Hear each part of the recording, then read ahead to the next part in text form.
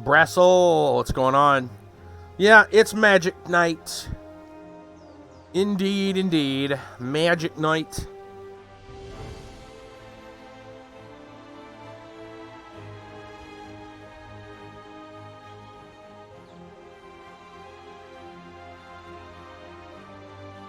Hopefully things go well. They might not. They might. You never know. It's draft night. Anything could happen.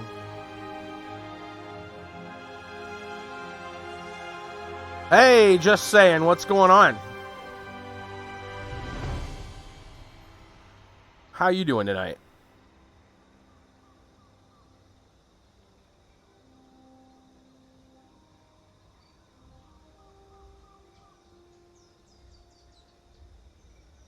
All good for Brassel. Excellent. Same here. Can't really complain. Can't really complain. There's some music. Where's that magic music? Finish some garbage for your science class? Uh-oh.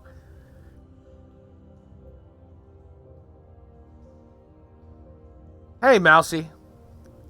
Boring. Mousy with that mixer host. Thank you so much. How's your day going, Mousy?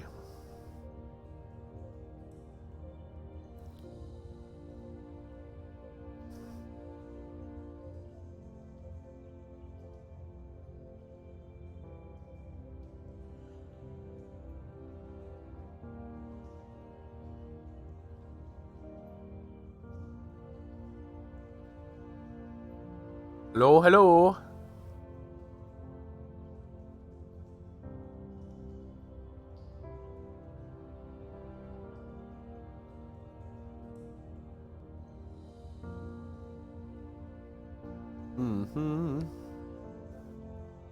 Whoa.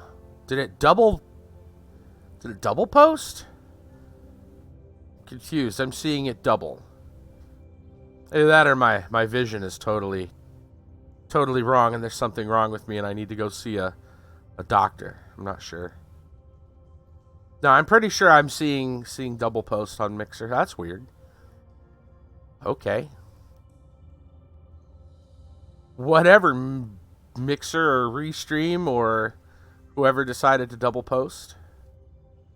That's bizarre. Wonder if that's going to be a feature. Were you guys here? What was that, around Halloween time? Yeah, it was right around Halloween when the Mixer emotes would just smear side all the way along the chat screen. That was interesting. Mouse is going to be along soon. And Hi 15. Hi 15 is here. What's good? What's good, man?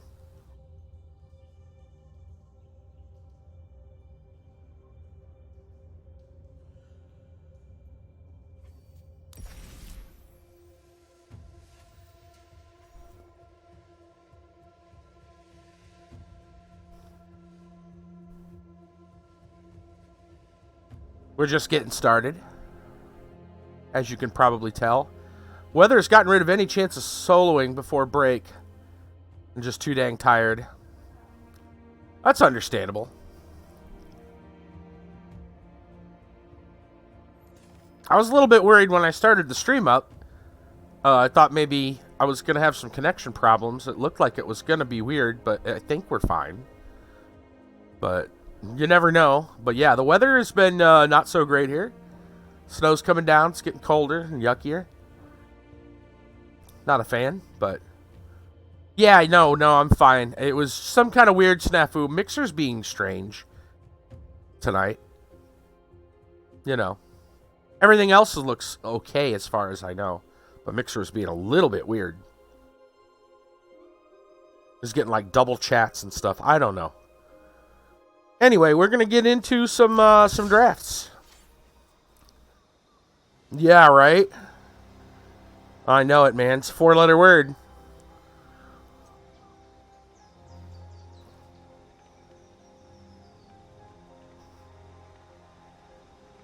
It's starting to look a lot like Humbug Day. Yes. Humbug Day. All right. Let's refuse to talk about it. That's probably for the best. All right. So they do have an event, but it is a waste. Look at this. You guys got to see this. This is not the event I was talking about Friday when I was streaming. This is such a... I don't understand. In fact, it says it already should have ended. It ends January 16th UTC, so maybe it's got... I don't know. I'm not paying 10,000 gold and playing a game just to get one card. This should have been free, not 10,000 gold. All I know is that it's dumb. The whole idea, the way they made this was dumb. Hi Hull says, I love Christmas. Birthday is the day after. Yeah, I can see that. Hate snow. Yeah. Yeah. So we're going to spend our money on something a little more useful, and that is Eldraine drafts. Because even if you lose, you still get the cards that you picked. Right? So, even if you 0-3 that crap. Which we actually had. 3 p.m. our time. Right, so that means it should be done. Because it's 9 p.m. I don't get it. Whatever. We're doing drafts. I'm not spending that money on that one possible card anyway. Wait, oh, did it say January? Not December. Oh. There's my mistake. I'm not used to an event lasting that long. Okay, so that makes it... That's kind of weird. So it's going to last for an entire month, but it's going to cost gold. And it's a lot of gold. 10,000 gold? That's like 2 drafts. That's kind of a lot for one card. Yeah, I don't get it. That whole event doesn't make any sense why you would make it cost gold. It's like they don't want to push the Brawl format. It's a dumb idea. The way they've got at is dumb. Okay, so it lasts for a month. Now that makes a little more sense. I don't know why it didn't click with me. Maybe I'm already hoping it's January. I don't know. Something's going on in the brain. That's why I've titled it. See, it's apropos. All right, so... Anyway, we're going to get into a draft. Let me go ahead and move my screen stuff over here. Because I want to be wanting to look at the old tier list. All right. Let's start it up. Yeah, 5,000. So it's the cost of 2 drafts. It's beginning to look a lot like fuck this. Yeah, no kidding. All right. Mirror Maid is the rare. 2 blue and 1 enchantment. You may enter the battlefield as a copy of any artifact or enchantment on the battlefield. While we're looking, blue in blue. By the way, Heraldic Banner, pretty good. Lock Dragon? Doesn't seem that great. Joust is okay. Banner is pretty good. So Tiny is pretty good, so is Unexplained Vision. So this is a decent blue start if we, no, we only get 1, obviously. But Mirror Maid, let's see where that actually sits. It isn't as high up as I thought it might be. Ooh, it's actually a terrible rare according as a draft card. It's not good. Copy of any artifact or enchantment on the battlefield. I mean, there could come times where that's not bad. You could copy Revenge of Ravens. You could copy a Lucky Clover, or something like that. It's got its uses. Is it as decent enough? Yeah.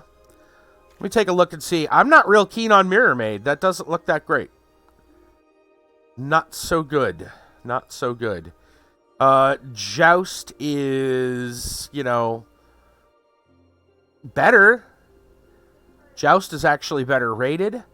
Lock Dragon is about as good as Joust. Heraldic Banner, a little bit less. I think we're going to skip the Mirror Maid. But copy of Fling, yeah. Well, it's enchantment or artifact. It copies an enchantment or artifact. Like, I don't know, like, yeah. You know, like, what are you copying? A Witch's Oven? What's a good enchantment? Or like I said, Revenge of Ravens is a pretty good enchantment. Be worth copying. The dragon really says we're going to probably be skewed one way or another. Of course, Joust specifically is good high cost enchantment. Yeah. Like what, though? There are a lot of enchantments and artifacts in this set. There are quite a few. Is the Great Henge enchantment? I'm pretty sure the Great Henge is an enchantment.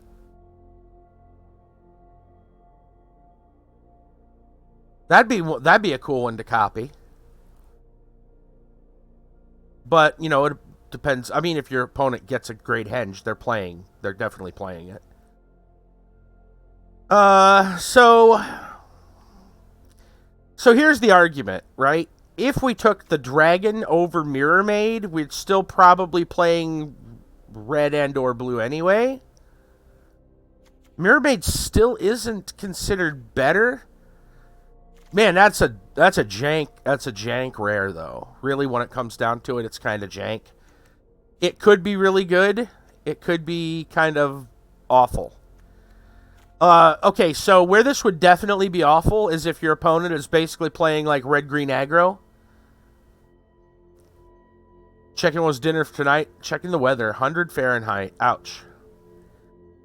Ugh, no, no thanks. I think I'd rather it just be cold. Puffy dogs. We're at our first pick and we're already like, what the hell is this? I'm not real keen on this card. I'm not real keen on any of these, really. But we should probably pick one of these. There's nothing else here that just screams at me I have to go take it. This is overall, if you go blue, there's some good stuff here. If you go red, there's a couple of good things here. White is okay. I mean, like, it's okay. It's an okay pack.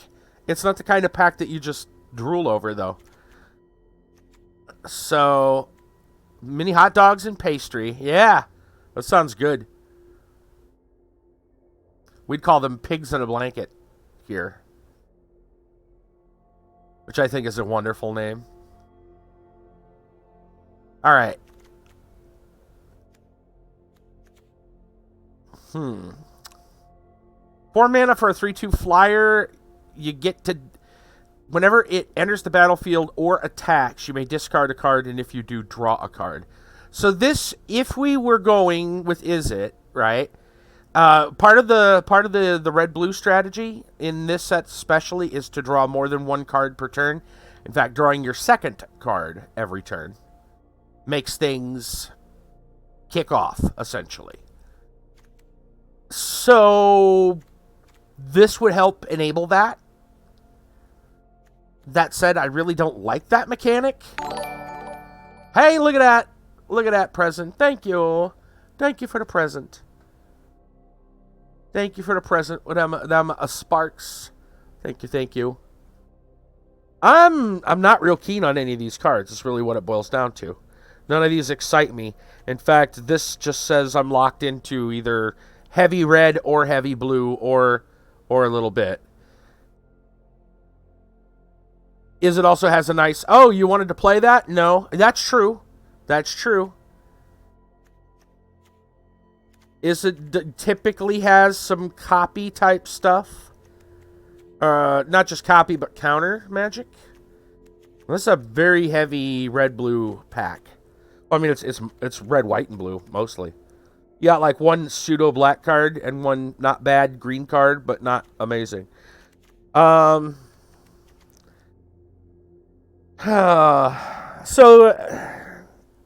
do I take? I actually don't know if I like this. Yes, it's rare. Okay, so here's another argument. You could argue that if you were going to go and use these cards, because you keep them, if you're going to use these cards for later, you could just draft the rare. For one, it's a rare, right? Is it control? Yeah. Well, the thing is, neither of these are really control necessarily. This one may be a little more. Discard to draw. Discarding a card to draw a card, though, feels not so great unless you have, like, Madness, which that hasn't appeared in a while. So, or you're playing black and you purposely want to put it in the graveyard. That's not bad either. You went on over to say hi to Mousy. That's right. This, because of all the artifacts and enchantments that are out. So, like, if we play against a red aggro deck, this probably isn't gonna help us. If we play against a blue-white that's probably full of enchantments and artifacts, this will be a really good pick. Or it could be a really good pick. It's probably better if we know we're going blue-white and then we stack the, artifact enchantment thing. This says we got to go either heavy red or heavy blue, or we have to be Izzet so we can actually pay for it. This is not as highly rated, but it's a little easier to cast and it's a rare. This is also fine. I think we're just going to go ahead and draft the rare because copying an artifact or enchantment would be really good probably in, well, a lot better, depending on the enchantment, in Constructed. And all things really as they are, I'm not super keen on any of these. This one's not bad, to be honest. If you want to just take a safe draft pick, this would be fine.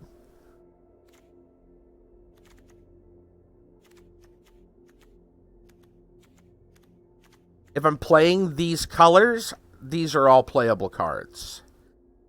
But I don't even know yet. I almost want to take the banner and just say to heck with it, but I don't know.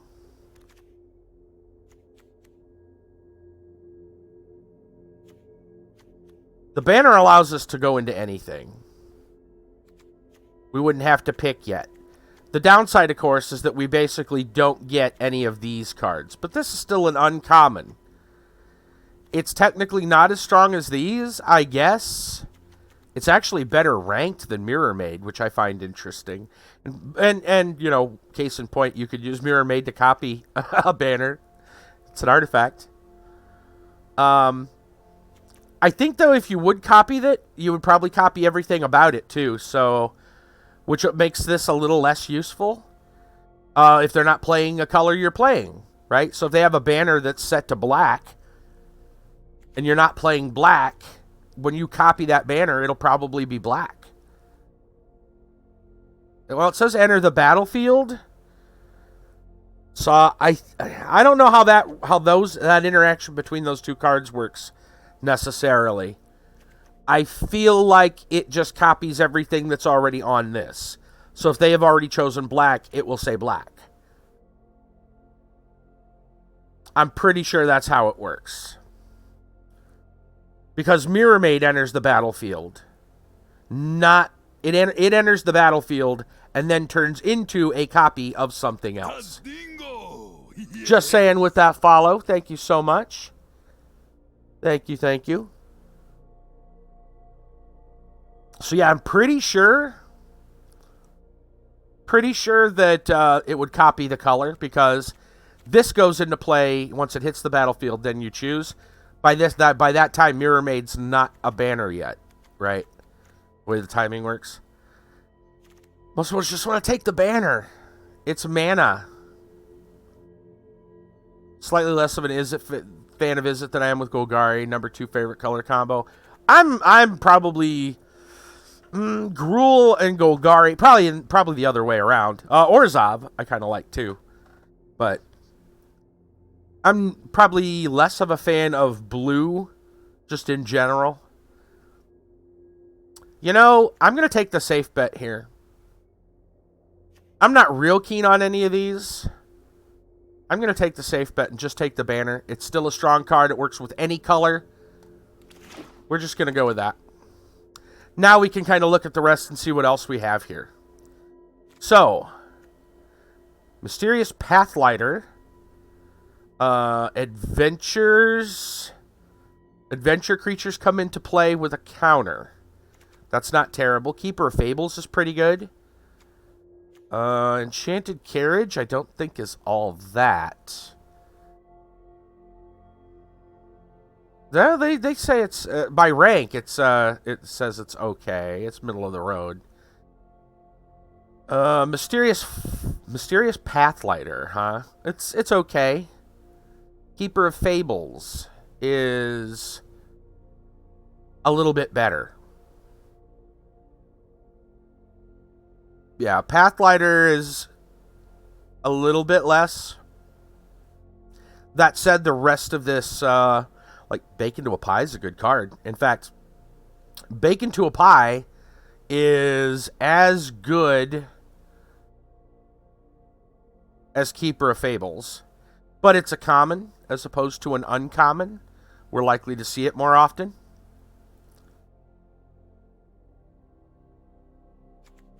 You should be incentivized. You're gonna drop the host, but you're running a rerun. Oh, no, that's fine. Don't worry about it, man. That's all good. It's all good. I think I'm gonna go with the Keeper of Fables here. And the Pathlighter's not bad. Keeper of Fables gives us card draw. That puts us in a non-human kind of mode. But I'm all about green. I like green. Bacon to a Pie is good, but it is common. So I'm going to hope... I think we're going to go with Keeper. Alright, now that we know we're going green, right, we can start to look. So, Shieldbreaker is not that great. Deathless Knight, pretty good. At least it feels pretty good. A 4/2 haste. When you gain life for the first time each turn, return Deathless Knight from graveyard to your hand. Like, that sounds really good. Anything that comes back seems pretty good. It's ranked relatively well. And we're already playing green. There's no reason not to, I feel. The other option, at least in the uncommons, would be the Embereth Shieldbreaker. It's not a color we've specifically chosen yet. And destroying an artifact is not bad, but it's not the be-all, end-all. I'm going to go with the Deathless Knight.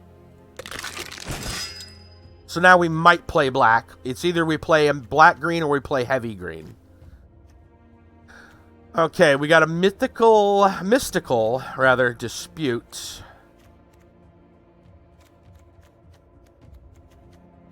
Which isn't a color we've necessarily chosen yet. Counter target spell unless the controller pays 3. Now that seems pretty good. Anything that tells somebody no seems pretty good. Question is, now, weird. It's also not rated that well on the tier list. I find that a little odd. Doesn't mean we're necessarily playing blue. If we take that, I'm not... Forever Young is pretty good. Reef Soul is pretty good. I wonder if I should maybe just pick something a little better. I don't really like that. Sorcerer's Broom doesn't really stand out to me. They say it's kind of middle of the pack. Forever Young and Reef Soul, though. Removal. Well, one's removal and one's get stuff back. Forever Young's ranked relatively well. Grave Soul also ranked relatively well. I feel like I see Forever Young a little bit more.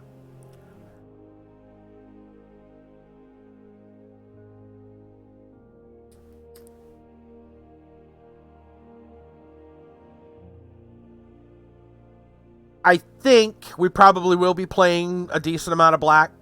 At least we can try for it. If we get lucky, that bacon to the pie will come back around. Which would be really nice. So I think we're going to go with the removal Reeve Soul. I don't really care for Dispute or the Broom. I think we're just going to forget those and just focus on what we like. We're going to focus. We're going to get some Reeve Soul. All right. So now we're looking at probably a black-green deck. Probably. There's a Venerable Knight, not excited about. Frogify is not bad. Frogify is a pretty good card. Becomes a 1/1 base blue frog. I could almost take that out of color.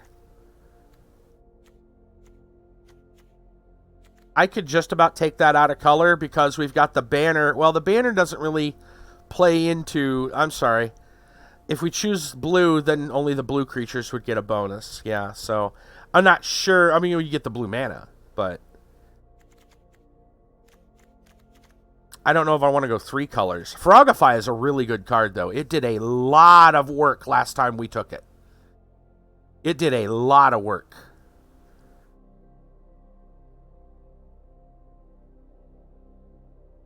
That said, Lost Legion is a good middle of the pack, middle of the pack kind of card. We may not have room for Frogify if we're actually going to go black-green. Man, if we get a really... I would hate opening one of these other packs and getting a freaking Oko or something. And be like, oh, why didn't we pick blue? But Lost Legion, if we know we're already talking about going black, I think we're going to bypass the Frogify here.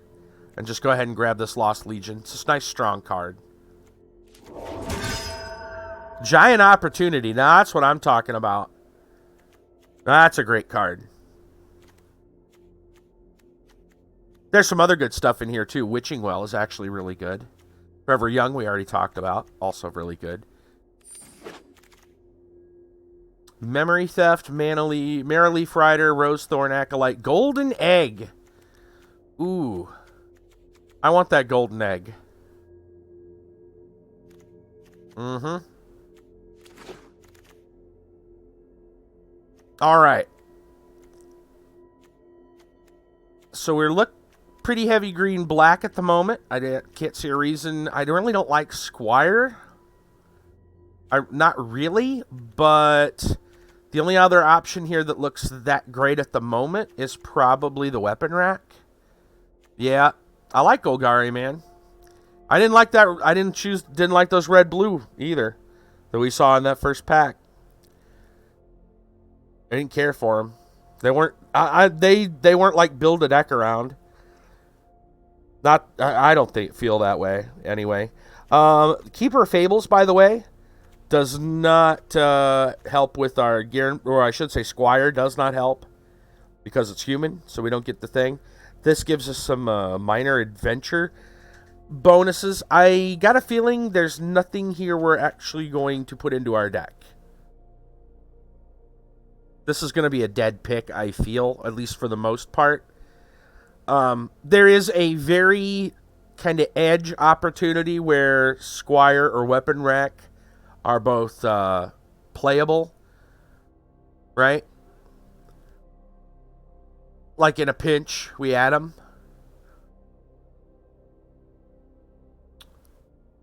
Garenberg Squire is not considered very good. Weapon Rack, I guess, is considered a little, probably slightly better. About the same. I've talked about this before, though. Weapon Rack is one of those cards you think you're going to play, and you never find room for. So I don't know about that. I never seem to find a good spot for it. I'm going to take the Squire here just to have a 2-drop to play if I need to. I'd probably ask for a better one, but... Okay, so we've come back around. A lot of the good blue stuff is gone. The dragon's gone.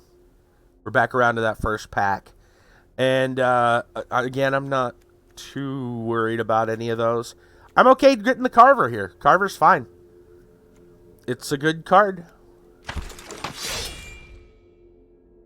Likewise, I am fine with the Tree Folk.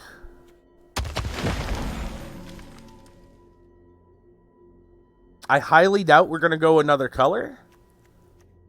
I mean, the only other color we were even kind of looking at the time was blue. So, I think we're probably just going to take the Return to Nature here. I don't even know if we're going to play it, but just grab it. Another Return to Nature. I'm going to take the Hengewalker here. We're probably going to play pretty heavy green. With the Deathless Knight, we probably will be very heavy. It looks like we're very heavy green. And the odds of us getting the Adamant from the Hengewalker, probably pretty high.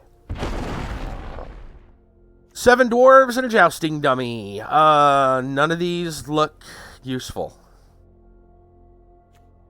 That said, the odds of us maybe recruiting Dwarves could happen. I don't see the Jousting Dummy. The pump on this is not going to happen. It's not realistically. It would be really funny, though. I got to admit, this would actually be really funny if you got down to a situation where everything's removed and you drop this guy down, you know, and you've got mana to spend. And you can just swing for a little, you know, 3 or 4. Well, what? Probably, realistically, he's going to get +2 attack. So he's a 4/1. This is not a good card. Spending 6 mana to do that, just to get 4, you know, +2 damage, right? It's 3 for 1. But I'm saying, yeah, it's just not going to happen that often. It's not really worth it. Like, have you seen like the Weasleys? Those are so much better. I'm just going to go ahead and take the 7 Dwarves here. And we get Tall as a Beanstalk. That's pretty good. EOG with that Mixer host. Looks like we might have an auto host. I don't know if they're here or not, but for everyone watching, thank you so much for coming in.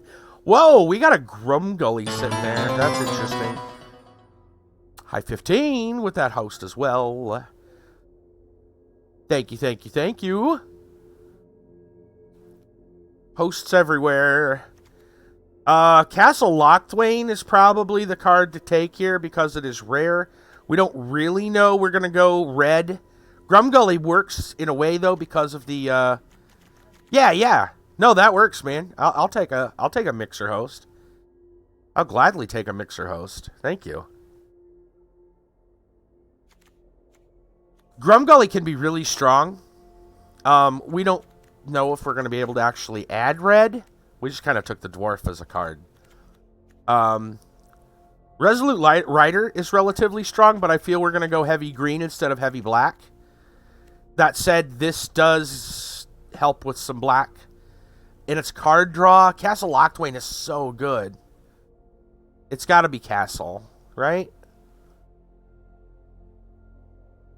It's color we're playing. You know, Resolute Rider is good, but it's not going to be as easy for us to play. I think it's Castle Locthwain. I think they're both about equal in terms of power. So we're going to go straight to that castle.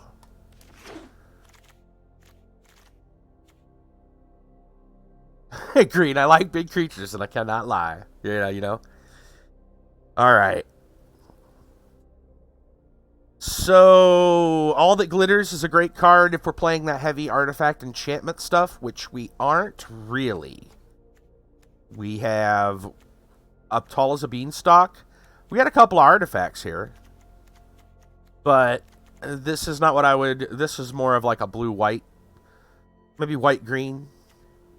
Shrek reference? That actually wasn't a Shrek reference. It was actually a Labyrinth reference. But I think Shrek might have referenced Labyrinth. So now there's a snowball effect.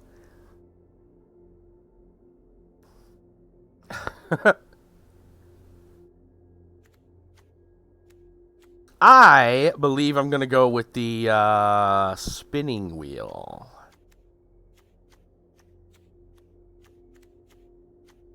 Yes. Yep, the David Bowie movie. Yeah. Yep. With the Muppet that takes a leak. The pissin' Muppet.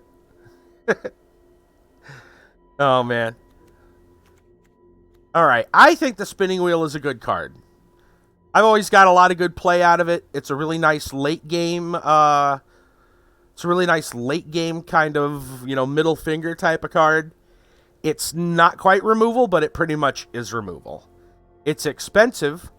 Another reason that I like it is it adds 1 mana of any color, which if we want to splash that 3rd color, we can always get a little out of it.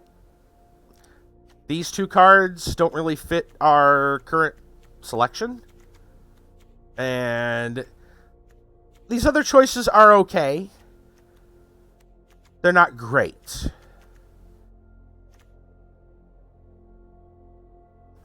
Yeah, me too. We're going to go with the spinning wheel here.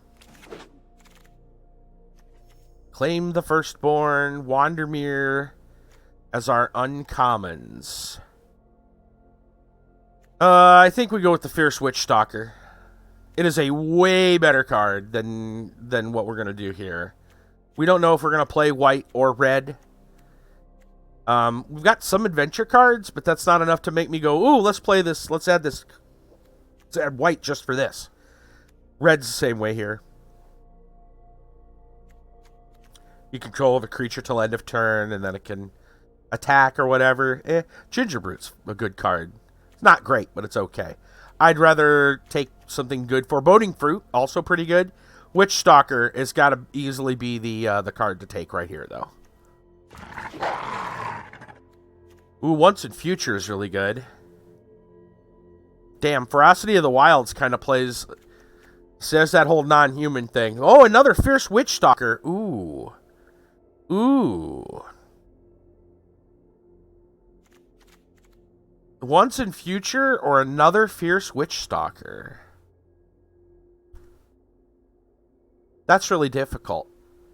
Fierce Witchstalker, I think, is a stronger card. Once in Future, though, allows us to bring stuff back. The thing is, we are already playing black. So, this can get any cards, though.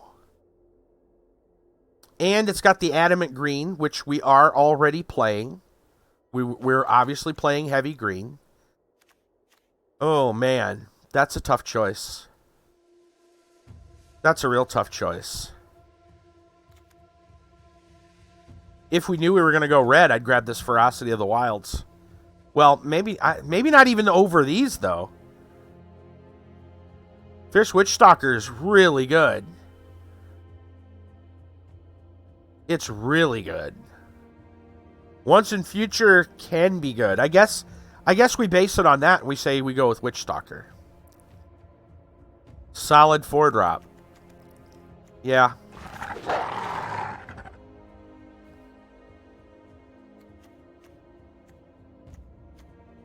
Lash of Thorns is okay. Fell the Pheasant is okay.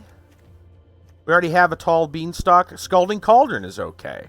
I'm not keen on the Broom.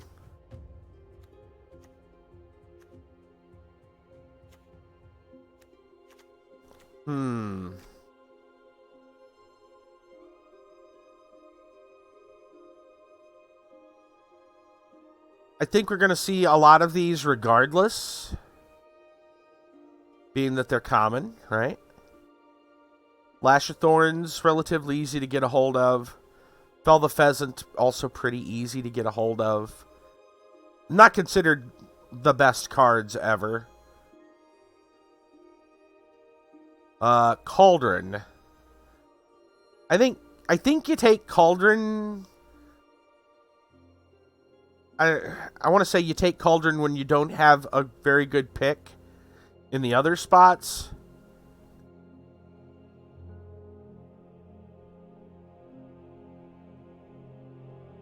I would argue that Fel the Pheasant is good enough. The good thing about Cauldron, though, is you can just kind of put it out there and use it later. However, Fel the Pheasant gives us a food token. Target creature with flying, create a food token. I really like that because we got Giant Opportunity. We got the Witch Stalkers making us some food. But them foods, though. This can kill something, but you're probably going to lose whatever, you're kind of 2-for-1ing yourself. In a lot of cases.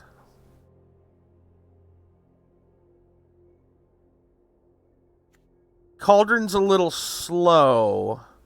Pheasant relies on flying, but, we don't have a lot of good ways to remove flyers at the moment. It's always good for taking down a dragon or something, A big bad flyer, I'm going to go with Fel the Pheasant here, even though there's a lot of other decent options. Surfarin the Hengehammer. Carver's a good card, so we can always just take that if we need, but Surfarin... Access Surfarin's power. It's better than the Garenbrig Squire.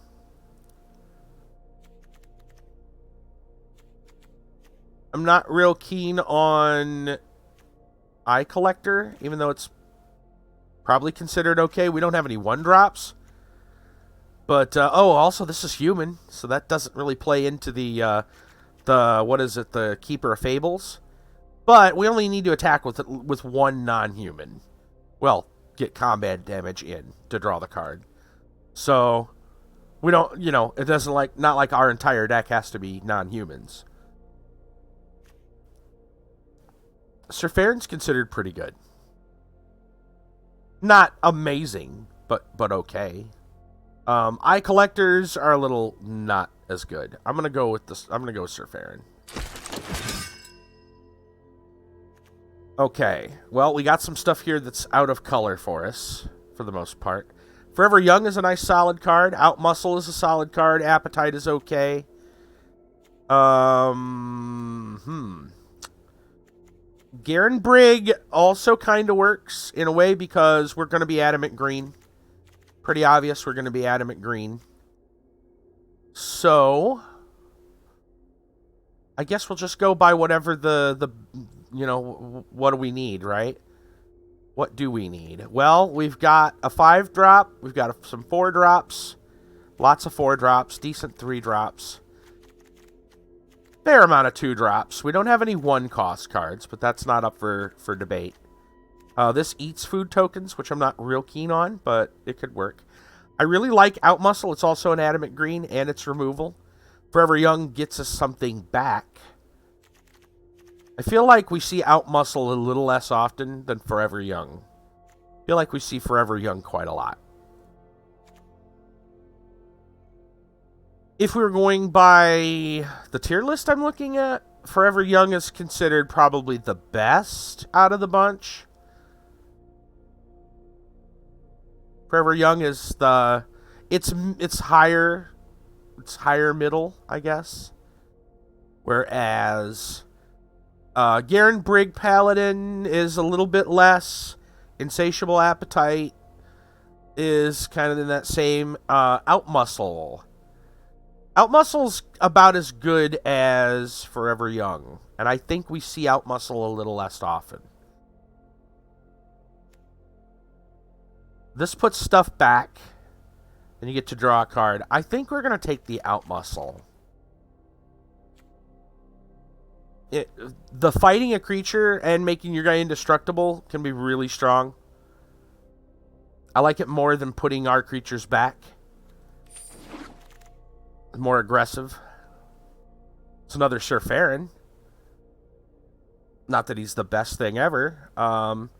Probably better than anything else here, though, as far as our picks are concerned. Best of Funeral, I don't think, is all that.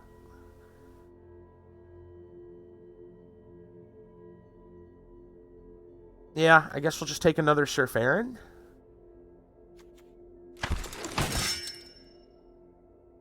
Okay, we got Ginger Brute. Nothing wrong with that. Gingerbread cabin will probably work for us. Because we are going to go heavy green, and it'll give us a food token if it comes into play correctly. Malevolent Noble. Malevolent Noble. We already do have a decent number of 2-drops. We don't really need another one. Might be better to take the Ginger Brute here. Even above the cabin. This is a guaranteed food token. That's a maybe food token. I think it's Ginger Brute. We don't have any 1-drops. Malevolent Noble is kind of middle of the pack. People say Ginger Brute's not as good, but I'd argue Ginger Brute works great here because of the food token. On top of that, again, we don't have any 1-drops. We kind of want to be ahead on board and just having an extra 1/1 haste body that could be a food token even. Not terrible.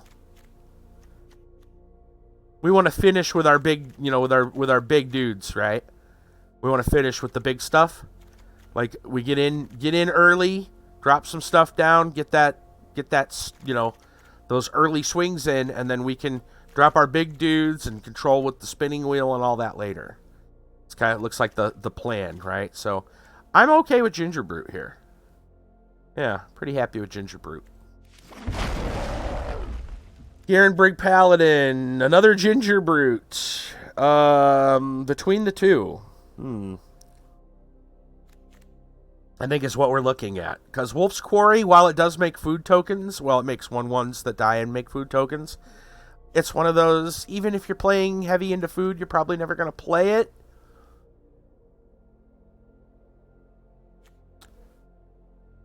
We're probably going to be able to play the Garenbrig Paladin. Pretty easy. Adamantly is what I mean. We are low on 1s, though. Kiba! Oh, shoot, dude. Well, thanks for coming in. But yeah, stopping by to say hi. A blizzard's coming my direction. Damn, dude. I'm sorry to hear that. I am real sorry to hear that. Stay safe, my friend. But I appreciate you stopping in.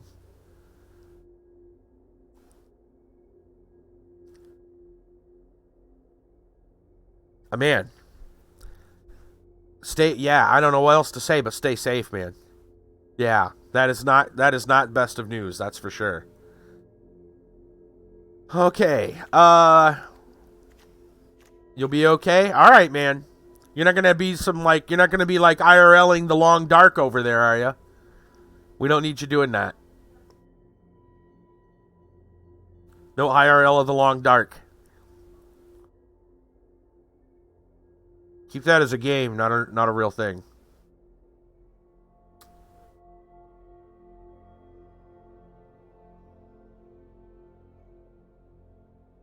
Alright, so do we want this Garenbrig?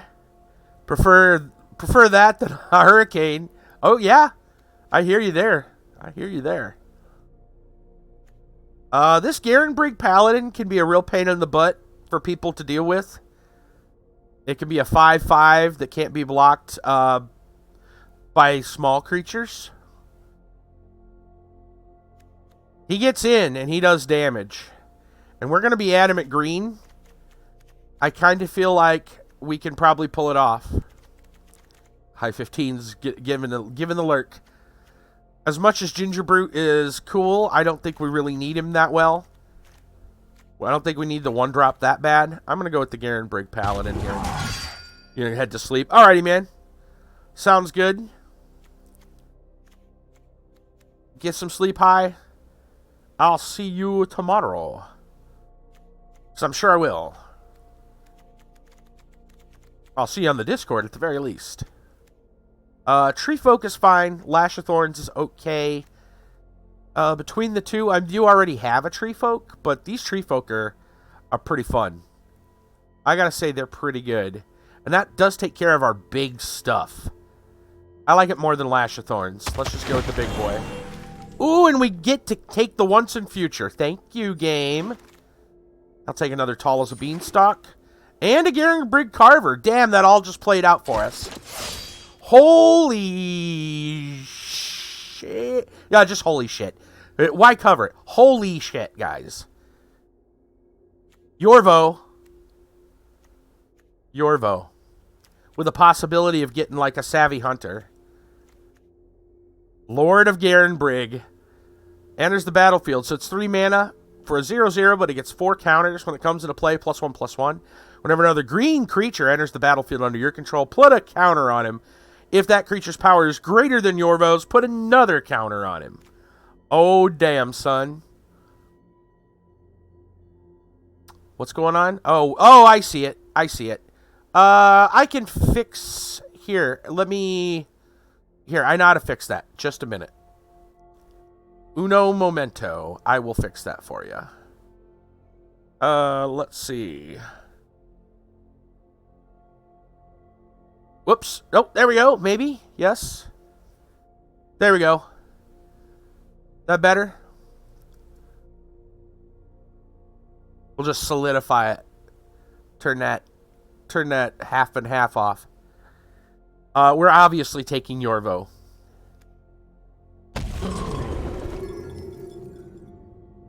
Alright, cool. Holy crap, another Fierce Witchstalker? I mean, we're not playing these colors. No sense in taking them. Lost Legion is still pretty good. But damn, dude, another Fierce Witchstalker? Yes. Another Once in Future? Are you kidding me? Yes. Return of the Wild Speaker. What? Instant. Choose ones. Draw cards equal the greatest power among non-humans you control. Non-human creatures you control get +3/+3 until end of turn. What? Okay.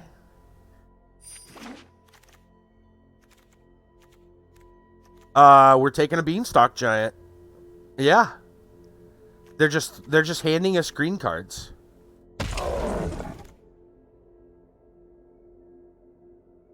Thanks, game. I appreciate that.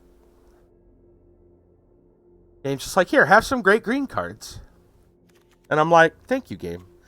We've got a lot of big dudes right now. I'm going to go ahead and take this Spider. Gives us some defense, some early game defense. I'd like to be able to take that Pixie, but we really can't afford a third color. Way too late to actually look at a third color seriously. And, like, getting that blue splash just isn't happening. We could take another Lost Legion here, or a Curious Pair. I would argue we could take the Halberd or the Tree Folk, too. We already got a lot of big dudes. I think we already got 2 Tree Folk. I'm not going to go too far heavy that way. I think the Curious Pair might be a good way to go, or we go with another Lost Legion. I want to say the Curious Pair because it kind of one-drops with the food token spell. And then we've got something. It is a human, which doesn't play well into what we're doing. It's also a green creature, but not that he's going to... The Yorvo. Yorvo will get a counter from it.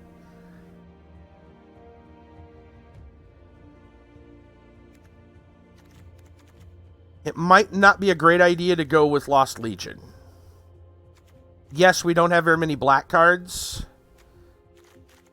But if all the black cards we do have double black mana symbols on them, that's probably not a smart idea. We do have other 3-drops. We've got Yorvo, we've got Hengewalker, we've got Banner, Spinning Wheel. Like, we've got a lot of things to play on 3. I think we're going to take the Curious Pair here. Okay. I'm kind of thinking the Rosethorn. Acolyte, that is. Because let's look at the non-creatures we're going to play. Reeve Soul, I can't see why we would never play that. It's a great removal. We've got 2 Well, we got a Giant Opportunity, which we'll play. We got a Golden Egg, which we'll play. Heraldic Banner, probably. Spinning Wheel, probably. Right? Fell the Pheasant, maybe? Once in Future, 2 of those. Outmuscle. Like, we got tons of good spells. So, I don't think I can afford to put the Halberd in. I think I just need to keep playing creatures. We need more creatures. And we were just talking about 3 drops, but this produces a little mana. Helps with that. If we get screwed on black, we get a little bit of black mana. I'm fine with this. Prophet of the Peak is kind of a big card. It might be the best thing out of this particular spot. That's a good question. Rosethorn Acolyte's middle of the pack. Prophet of the Peak is probably a little bit... it's about the same. Do I need a Prophet of the Peak, though? I got a lot of heavy cost stuff right now. I don't think I can afford it. I think I need to go with the Rosethorn.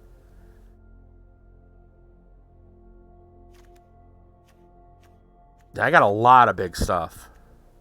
I'm going to go with the mana.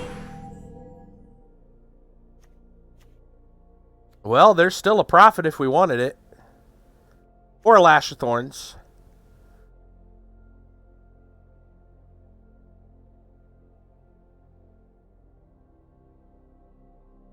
I'm less likely to play Lash of Thorns, though. I just don't think I have room. I'm going to take the Prophet.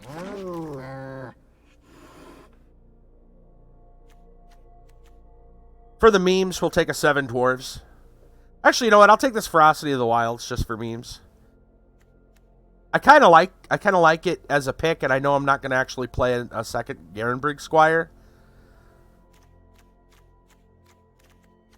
Yeah, I don't think I'd actually play it. We've got the Sir Farron's. We got the Golden Egg.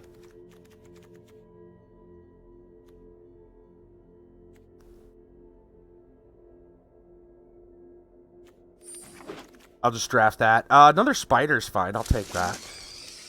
And there's another Acolyte. Tons of Acolytes. And the Wolf's Quarry. Alright. Well, this is a bang-up looking deck. I'll tell you what. This is probably the hardest decision will be finding which cards we want. Like this like a... Man, what do we not take? I guess, right? Okay, so we already know I like the idea of being able to draw cards. We know we're going to play a little bit of black, so we're going to take the castle. We know we're going to play Reeve Soul, just for that little bit of removal. And we don't have a lot of we don't have a lot of black. This is like almost entirely black or entirely green. We're going to play obviously Giant Opportunity, Yorvo without a doubt, and the 3 Fierce Witch Stalkers. We're going to have to go ahead and play at least one of the Once in Futures, probably both. We might as well go ahead and just throw those Sir Farron's in there. We know we're going to need some solid-ish 3 drops. At least 1 Spider is good. Curious Pair for the food. Outmuscle, great removal. Beanstalk Giant for lands. Banner's fine here. Golden Egg is pretty good. Keeper. We are not hurting for good stuff. Take the Deathless Knight. Grab that Golden Egg. Man, we're up to 33 cards already. How many non-creature? We only got 5 right now. Okay. We need creatures. A little bit more, but yeah, now we're actually looking at like, damn, what do we you know, what don't we take? We're almost mono green. In fact, if it wasn't for this like Reeve Soul in the castle, we would be mono green. Not sure if I even want the Lost Legion.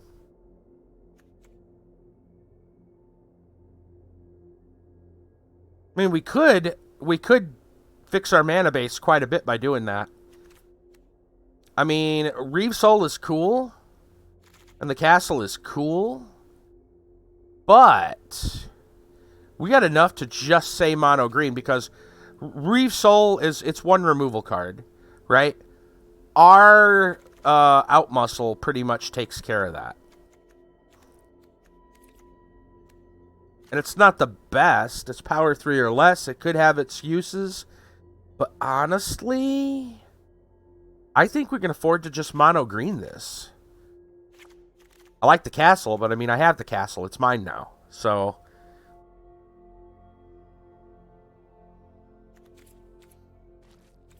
yeah, I think we just mono green this stuff.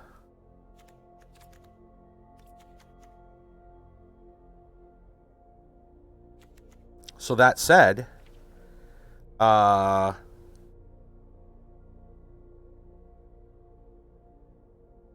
else do we need? Well, let's look at our... We don't have any 1-drops, but the Curious Pair's kind of a 1-drop. We'll probably play the Ginger Brute anyway. We definitely need some more 3s, and we want some more big cards to put in here. Let's look at that Wild Speaker card. Oh, we can definitely get that to work. So we're definitely playing that. Okay. And then we obviously want to play some big stuff. And what did we say? We needed 3s? Yeah, we're a little low on 3s. I'm going to go ahead and play another Spider. Don't really need those Rose Thorns. They're okay, though. They're not the best. They're not the worst. They're playable if we need them.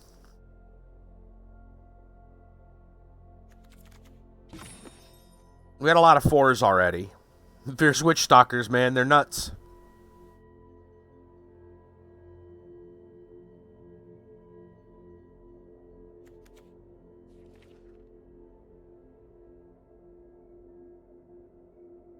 I'd probably play the Tree Folk over the Prophet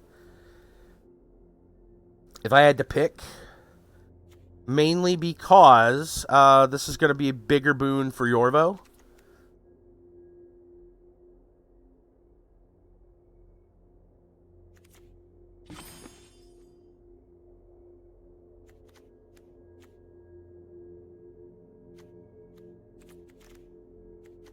Yeah, I want a couple of larger things. Let's go ahead and grab at least one Tree Folk.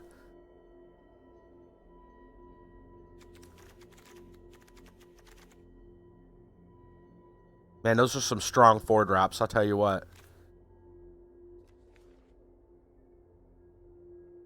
We should really take the Heraldic Banner here, because we can go green, and that'll just...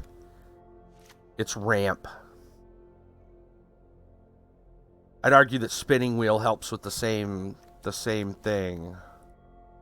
But I don't know if I want to do that. It might be worth, though, just to keep a creature down. And if we draw something cheap later, and we've got a bunch of mana, we can always use the Spinning Wheel for the tap ability.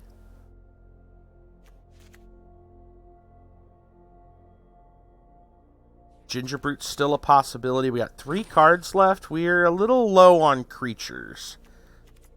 I don't know if Ginger Brute actually makes the cut.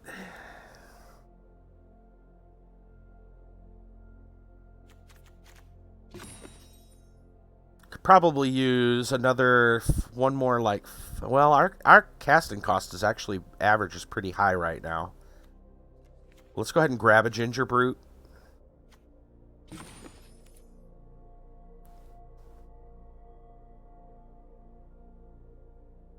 I still think we can probably fit in a 5.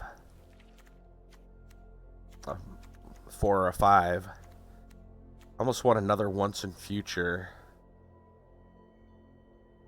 I feel like we should. But we need more creatures.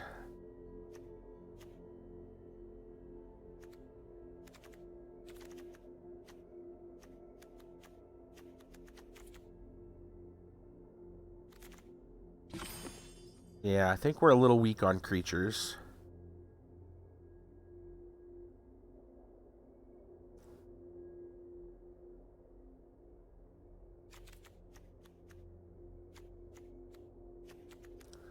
Sorry, I'm debating whether I actually want the golden egg now. I know that's a weird thing to say. In a lot of decks, I think it's very useful because of the mana fixing. It also has card draw, so it replaces itself, and it's food. So it's a good card. It's really, yeah, I think it's probably too good to say no. Again, we're spoiled for options.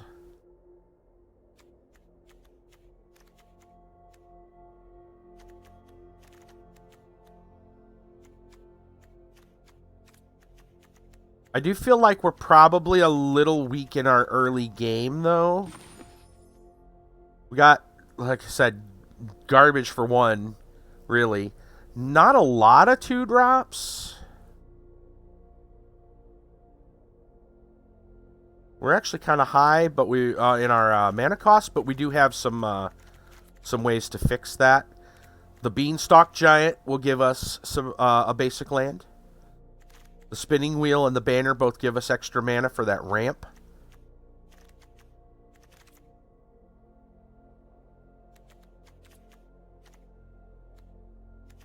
I just want to add the Squire just to put it in. Just to have a 2-drop. Spider at 3 is going to be pretty good for defense.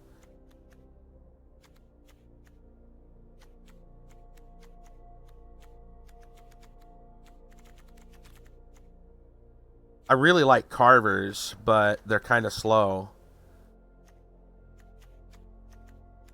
I think I have to play that Squire. Do I? And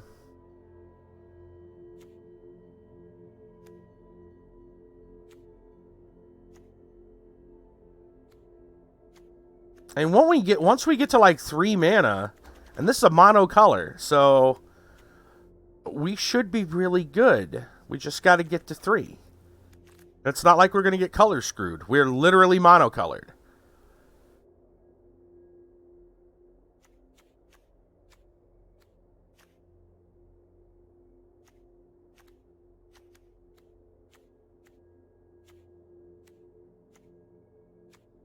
Maybe we just play some Acolytes. For more ramp.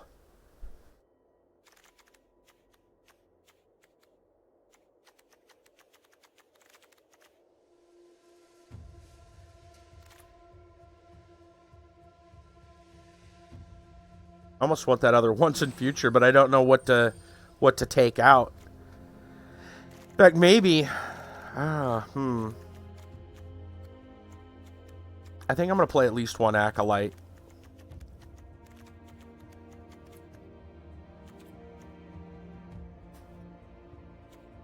I really love Carvers, but I don't know if I'm going to have room. We're not playing adventure cards, but they are they're a combat trick. Once in future, though, man, we could have another one. Yeah, like I feel we're spoiled. You know, there is an argument to be made here. This is a really strange argument to make, but I'm going to make it. And that is because we're mono green.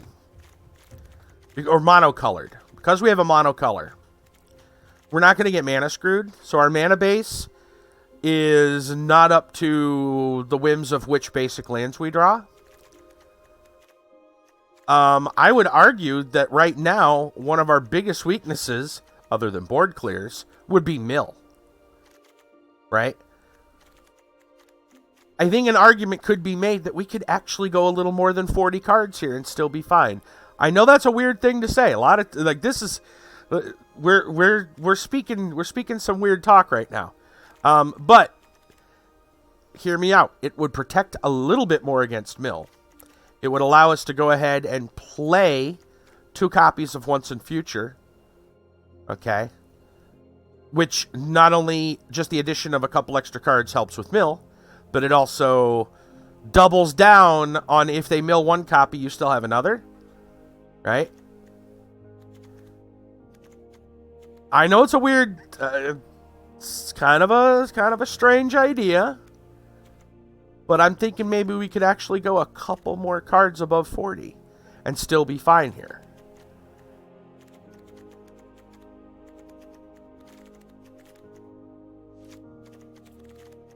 The real question, though, is how much farther would I be willing to go?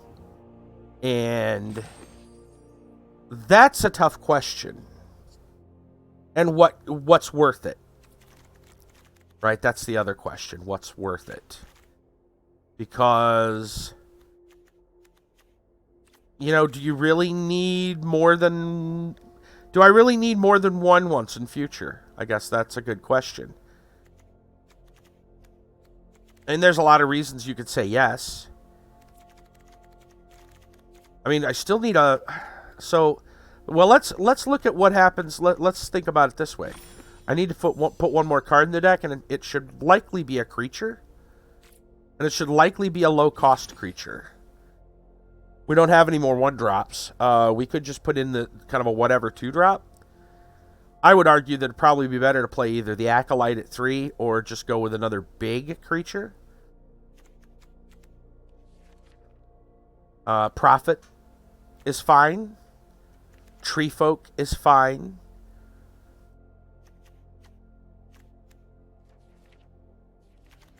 Another Acolyte is okay. It helps with that ramp situation.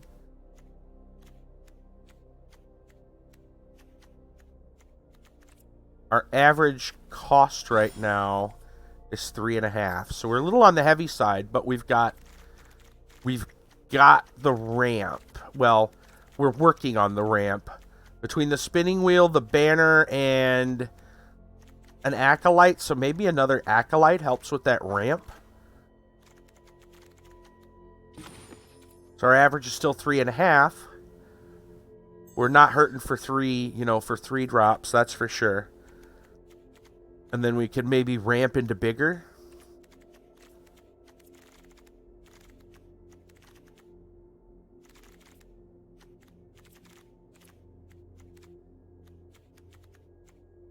Basically, what I'm saying is I want to play Fell the Pheasant and another once in future, and maybe a Garen Brig.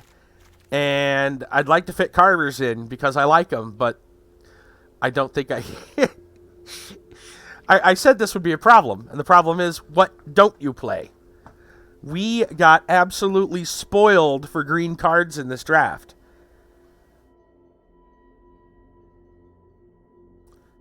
I think the argument to be made that we play another... If we was going to play another big card, we'd just play another Tree Folk. Scry is cool, but... It's big and green, and Yorvo likes big green creatures. So... I don't know. There's a lot to be said here. I'd love to just throw it all in and just say to heck with it. And tell Mill to go fly a kite. Like, this would stop Mill pretty well. The downside to that, again, would be like a really fast, aggressive red deck with a lot of low-cost stuff. Yes, we can easily get to 3. I say that, but if we get land screwed and only get 2 forests and no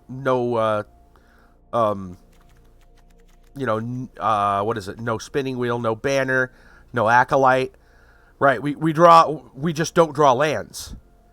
We just don't draw lands, and then we're like, oh, sad day. And filling our deck with even more cards would just kind of muddle that water a little bit, right? It would muddy that water just a little bit. Yeah. And it's probably easier to beat a mill deck than it is an aggro deck. An aggro deck is guaranteed to kill you in like 4 or 5 turns. A mill deck might stall. And you might be able to come back. You pretty much can't come back from a quick aggressive deck. So, there's an argument to say stay away from that and just do it. Play them 40 cards, make the deck as tight as possible. And I think that's probably the logic we have to go in with. There's so much good stuff, though. I would love to play another once in future. I would love to play a Fell the Pheasant. I'd love to get these Carvers in. But then we're looking at like a 50-card deck. And we kind of muddy the other stuff. It means we don't get to Yorvo as often. We don't see our Deathless Knight or our Keeper of Fables as often. Right? The things you have one of, you just don't get to see. You barely see them in 40. Sometimes. So I think we just have to live with what we have here. Yeah, fairly certain that's what we got to do. And because we can, we're going to put Yorvo as the picture. Blam! Right there on the deck. All right, let's do it. Mono green in a draft.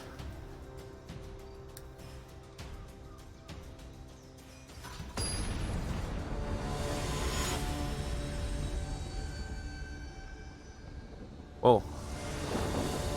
Just a big versus screen. Hello, game. What are you doing? Oh, there we go.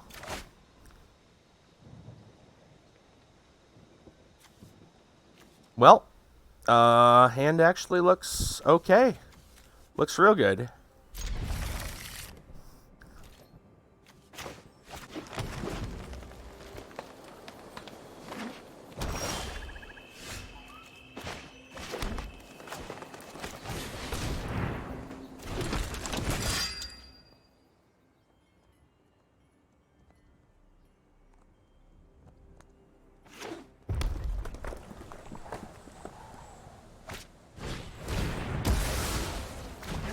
Sure.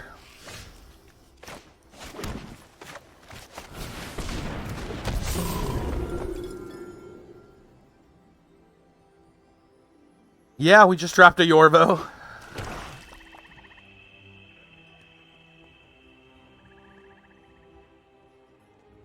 And followed up with a Deathless Knight. Into a Keeper of Fables? Maybe. It's gonna get crazy.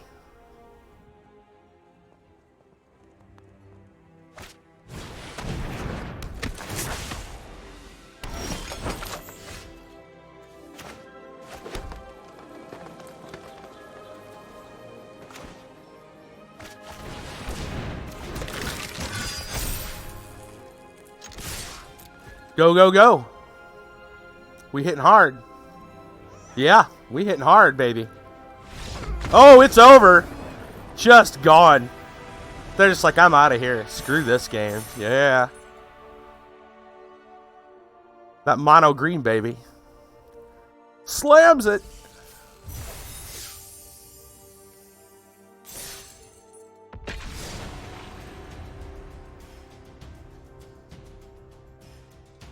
Yeah, I'd probably concede if I saw that too. That was just gross. It was legend into crazy knight. Attack with 2 5/5s on turn 4. Alright, this one's a little bit weaker, but I mean, it's still playable.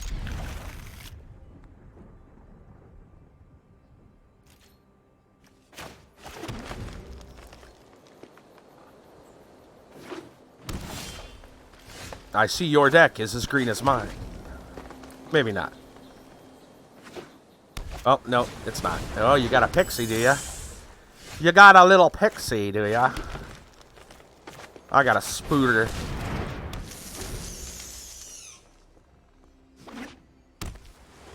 Ooh, you got some counter magic going on with your blue over there?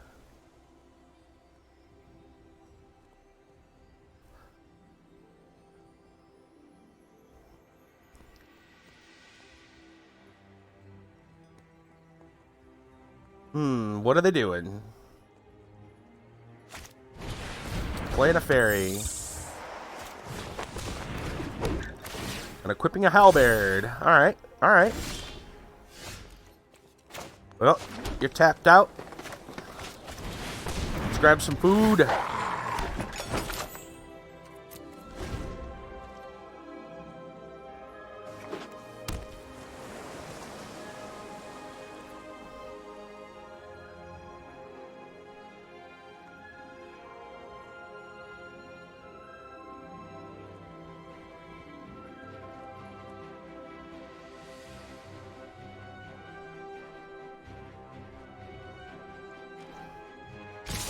Wow, both coming over?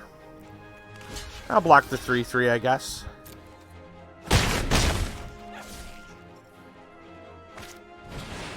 Turtle. They got a turtle. That kind of sucks. For us, that is. We could apply a little pressure, though.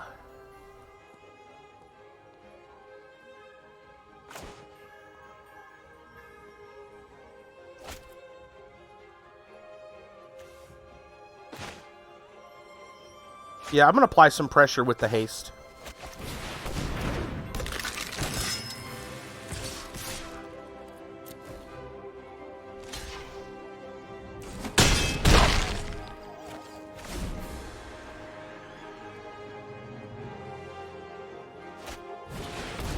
A spider, okay.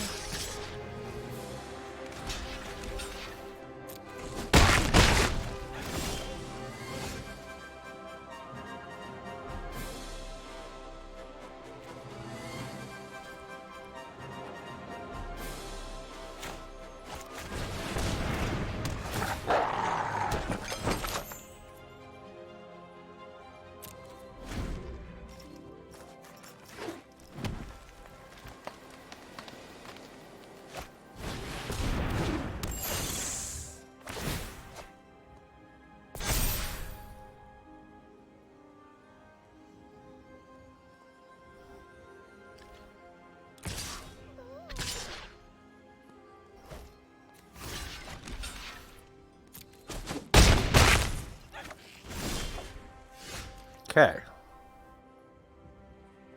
They do have some blue open, so we got to be a little bit mindful of that.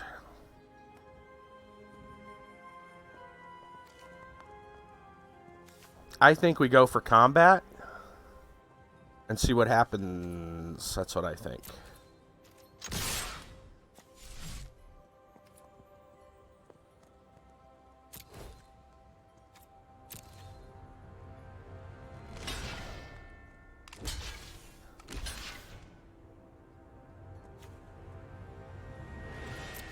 And we're going to Return of the Wild Speaker.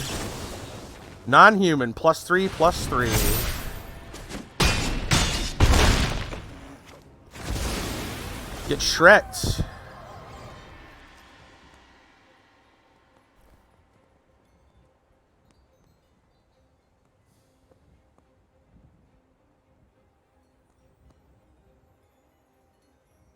Got trample, yo.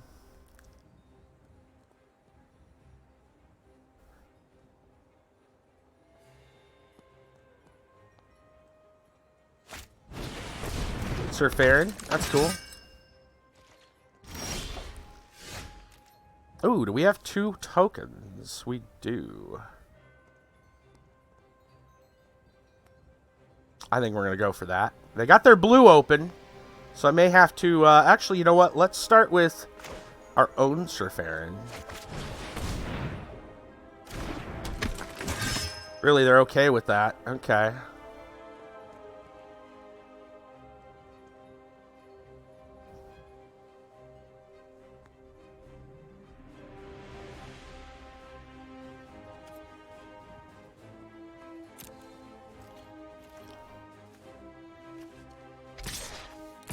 I think we just go with that. They need to block us.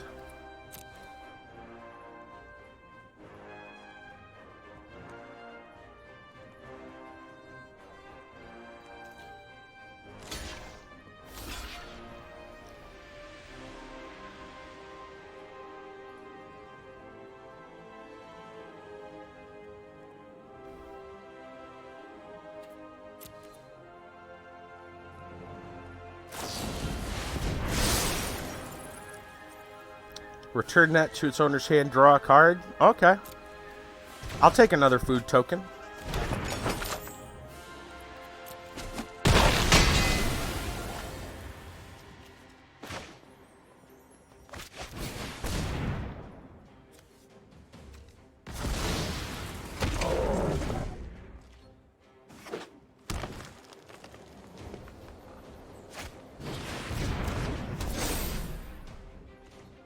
And you're not swinging for 5.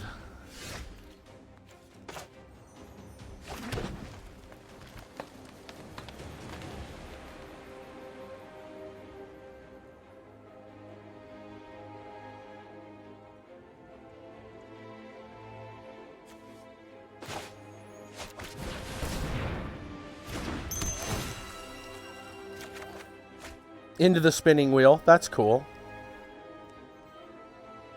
We can always gain life off of that egg and get our 4/2 haste. And that wins us the game, so that's what we're going to do.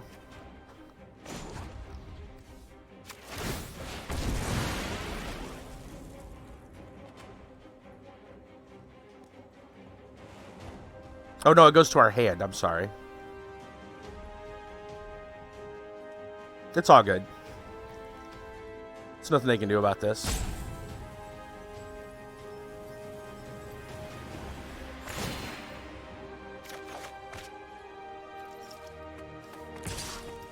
Token.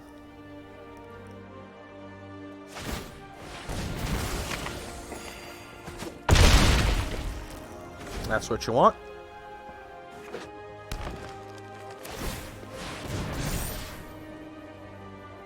Sure.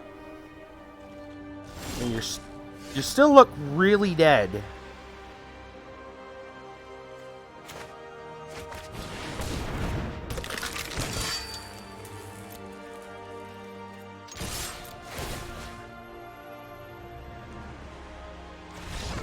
Yeah.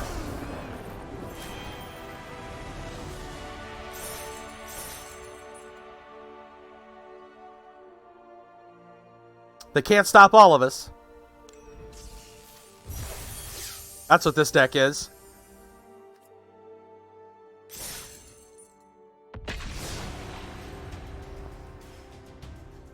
Raid Magic Arena. They can't stop all of us.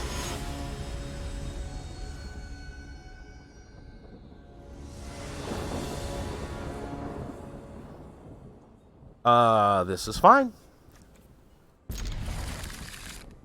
Farron on 2, Banner on 3. And then we've got extra mana if we want.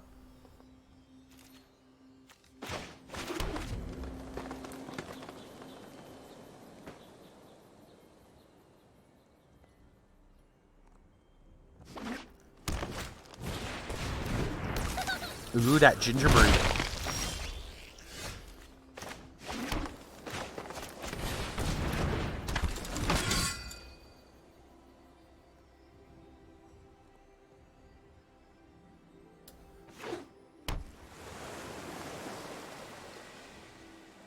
A little bit of blue. A little bit of blue. Okay.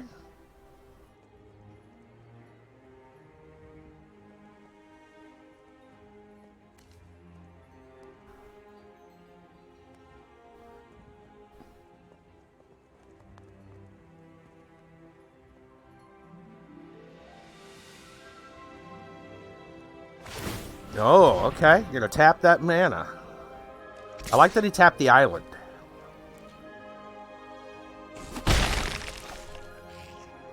I'm actually super happy about that.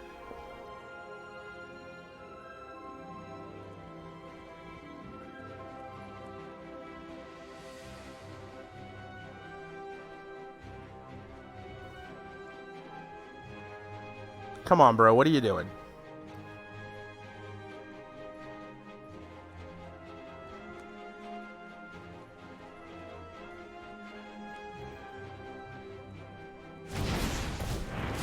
No. Okay.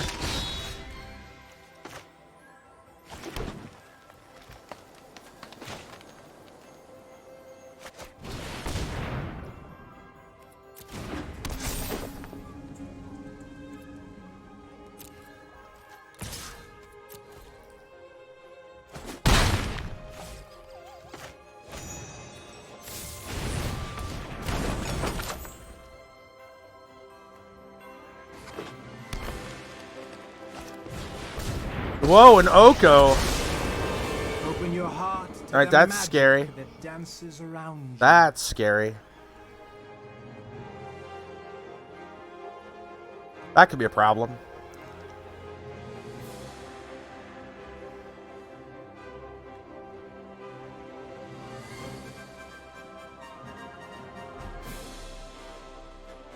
I ain't giving up yet. It's not over yet. Welcome to the feast.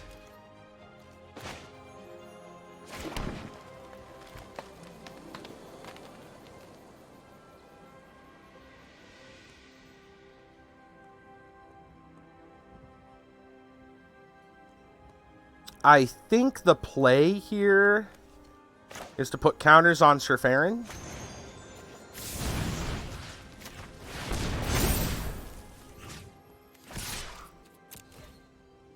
Make him sacrifice stuff.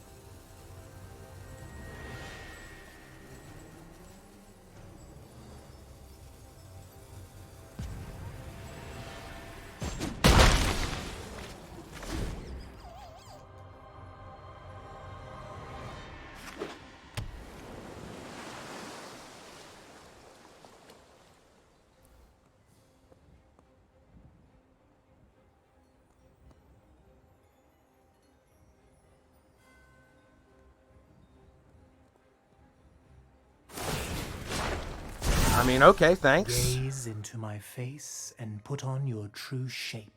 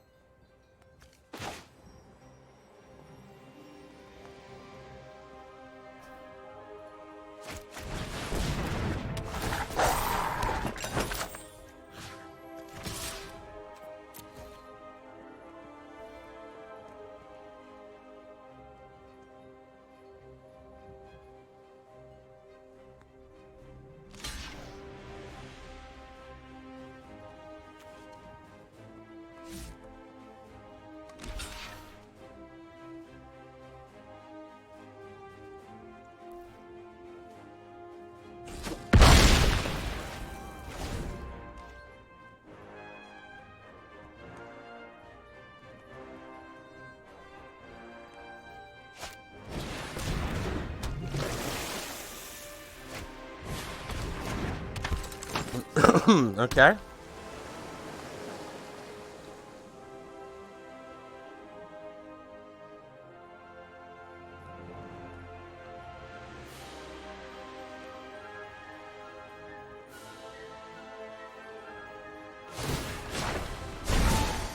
Oh dear.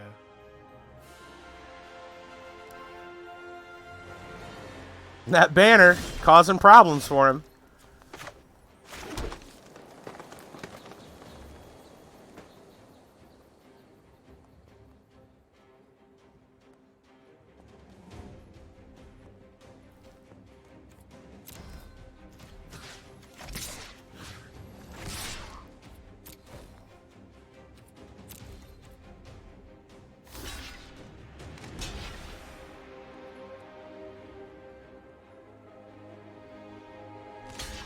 It's gonna block it all. It's fine.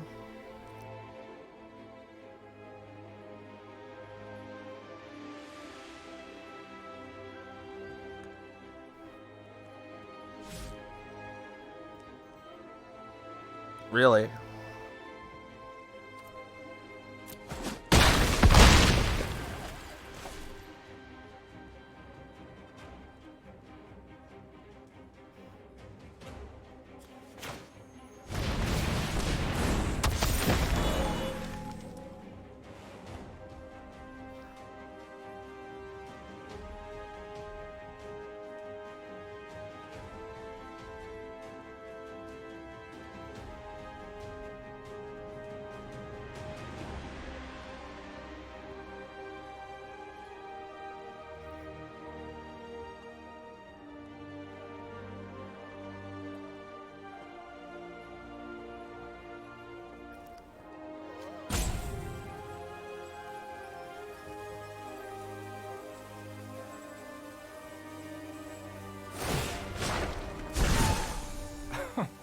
Surely you see the humor here.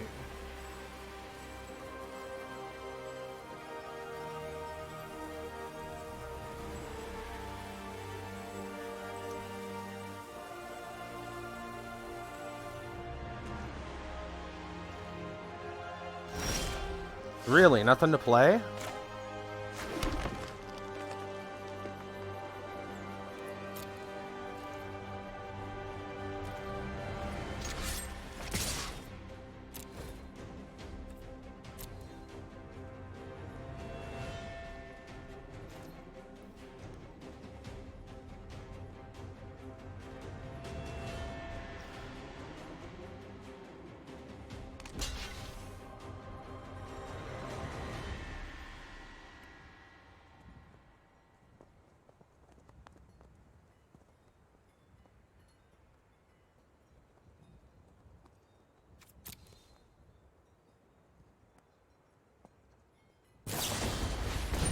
Interesting. Okay.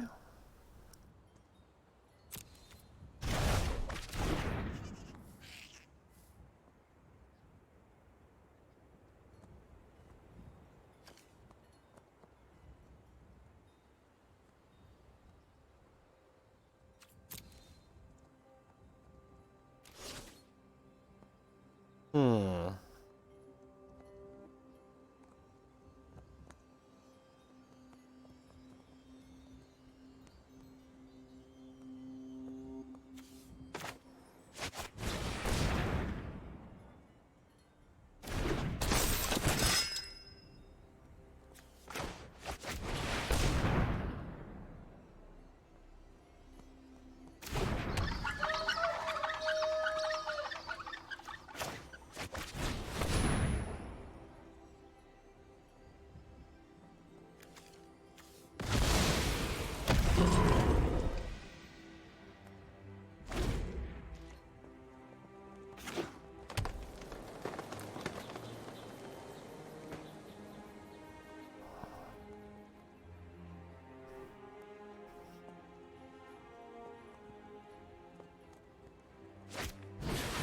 Yeah. It's not easy. Oko is causing some problems. Big surprise, right? We got Oko'd. I'm still willing to play it out. It's not over yet. I assure you our deal is worth your while.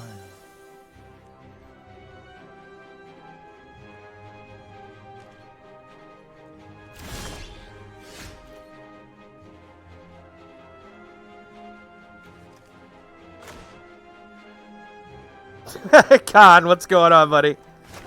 That's right, that's right. Alright, we're going to use the spinning wheel.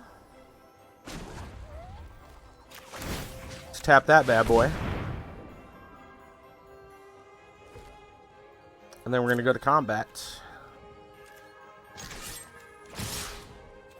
Oko's going downtown.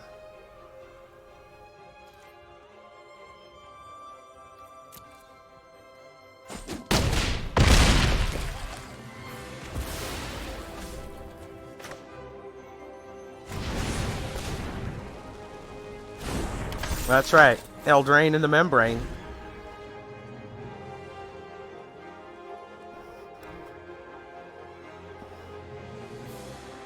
Alright, Oko's gone. Well, that's cool.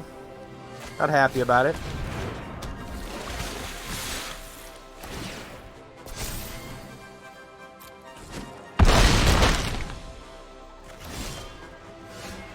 Didn't need that. But we've got our spinning wheel.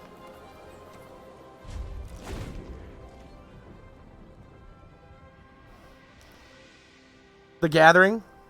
Magic the Gathering? What do you gather? That's a good question. Mana? I don't know. I've never figured that out, to be honest. I think the only gathering I've ever heard of is that the Planeswalkers gathered to fight. I never know why. Yeah, I'm not really sure why they called it the Gathering, and why not just, you know, Magic or something like that. We need to. Let's go ahead and just lock Sir Farron down. You don't need to attack with that.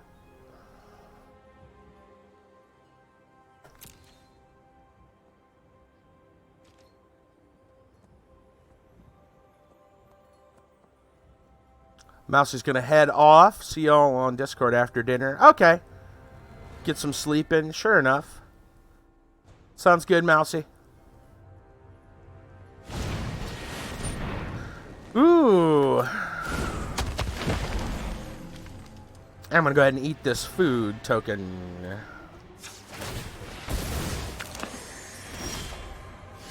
Oh, that's possible. Make sure they didn't mistake Magic the Gathering for Magic Tricks.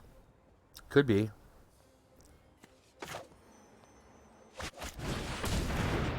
So Farron's back. Unfortunately, we're at a bit of a stalemate.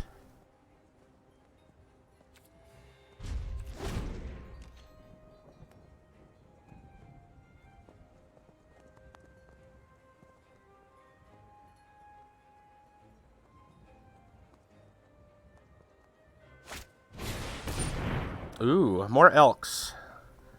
Not much I can do about that.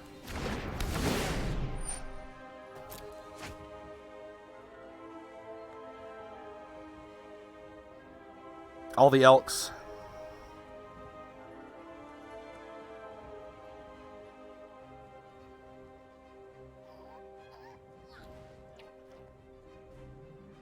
Oh, Dragon Whelp. Look at him. He's all excited. Apparently, a lawyer told the designer to add something flavorful because it would have been too difficult to trademark Magic. I could see that. Tap enchanted creature. Does not untap. Ouch. Yep. Alright. So that's locked down. When it first came out, we said the gathering was a gathering of friends, people, and a gathering of cards. Huh. Well. Let's go ahead and tap Sir Farron.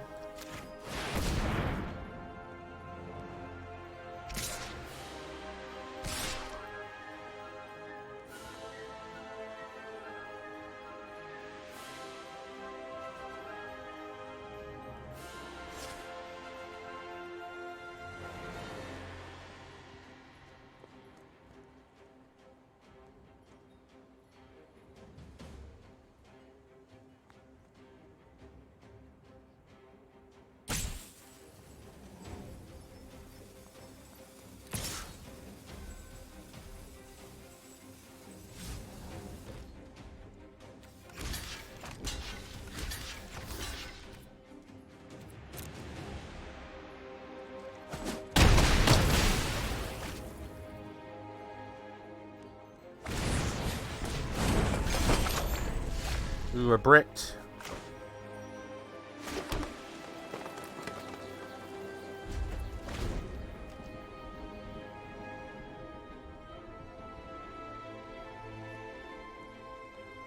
Spinning wheel coming in handy.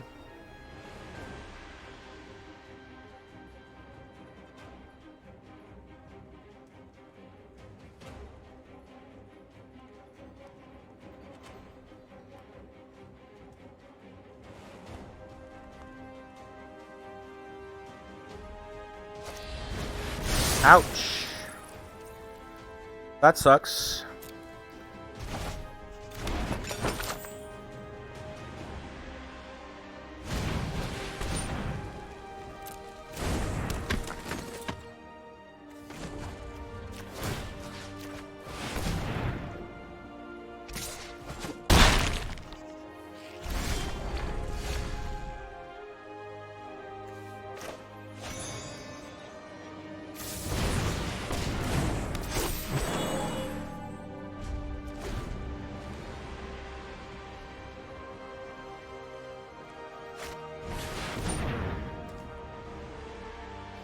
Oh, that's probably game. Looks like GG. They had an Oko, though, which is ridiculous.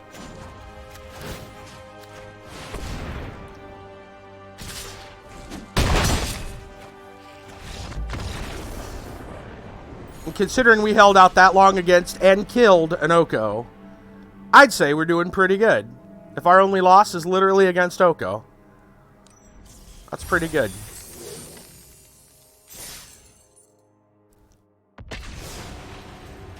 Basically, we lost to someone with even crazier luck than us. in the draft. And we had some pretty good luck in this draft.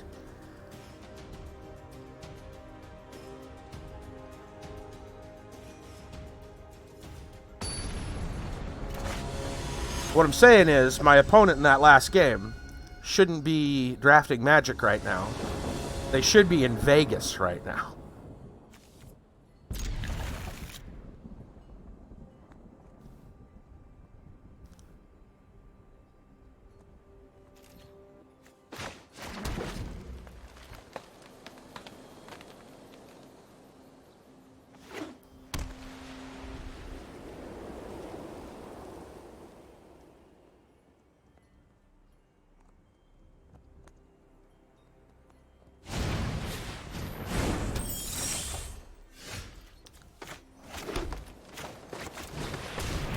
Kind of happy that they played that Fairy Guide Mother as a creature. Mainly because I hate getting hit for like 10 damage flying because of it.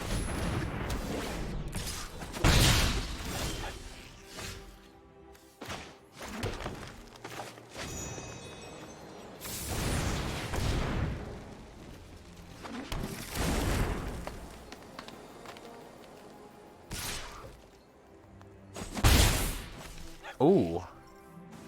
Oh, I thought they weren't land dropping this turn. I was like, what? Vigilance plus 1 different colors. Okay. Ooh, wow. That's a lot of mana. Okay.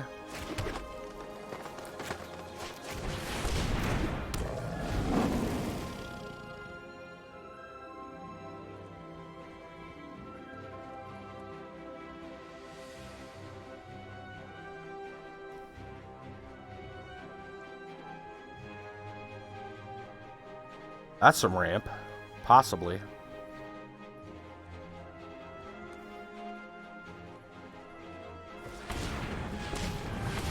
Mm-hmm. That's cool. That's cool. I won't mind drawing some cards here.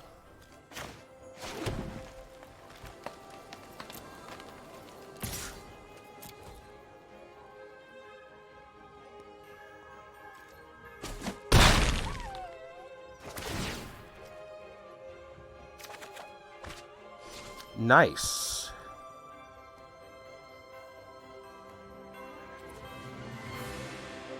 All right, let's go ahead and play. Yep. Choose the one you wish to keep. This one.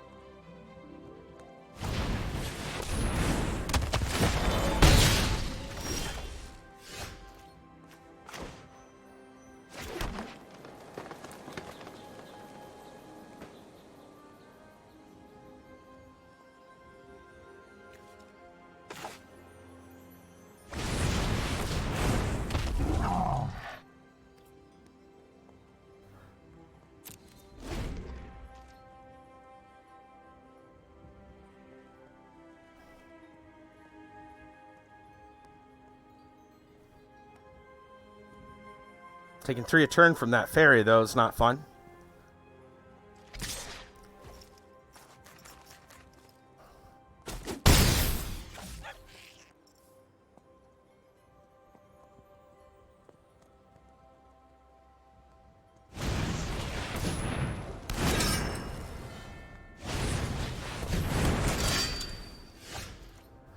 That spider will help, and I will play it right now.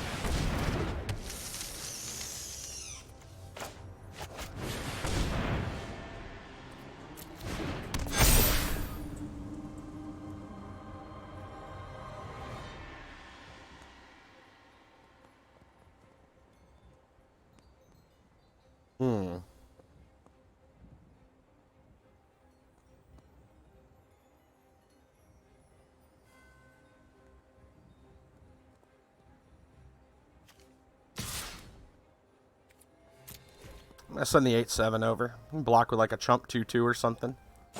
Or take 8. And I'll draw a card.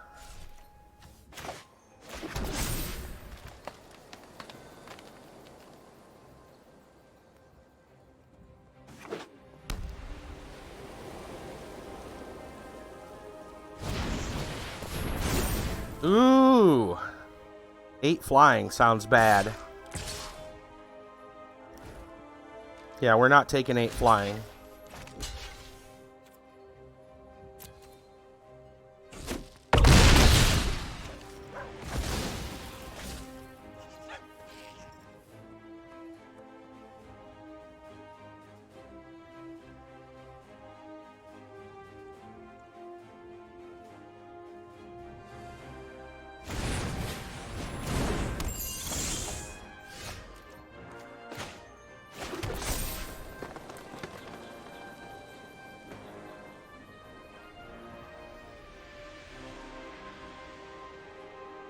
I am thinking about drawing a crap ton of cards.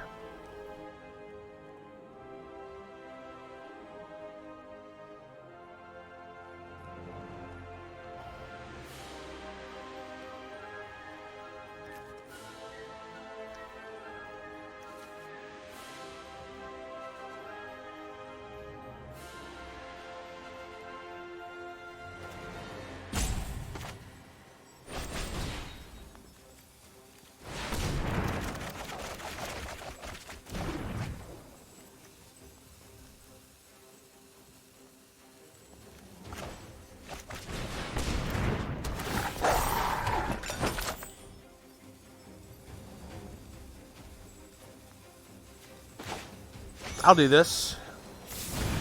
Just to call it for mana. Get it out of my hand.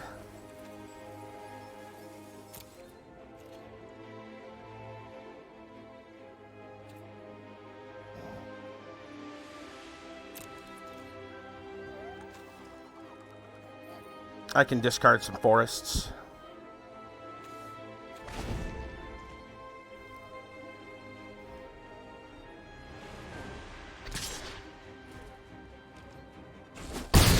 Just the 3. I've got a food token, though. Ooh, it's a lot of stuff.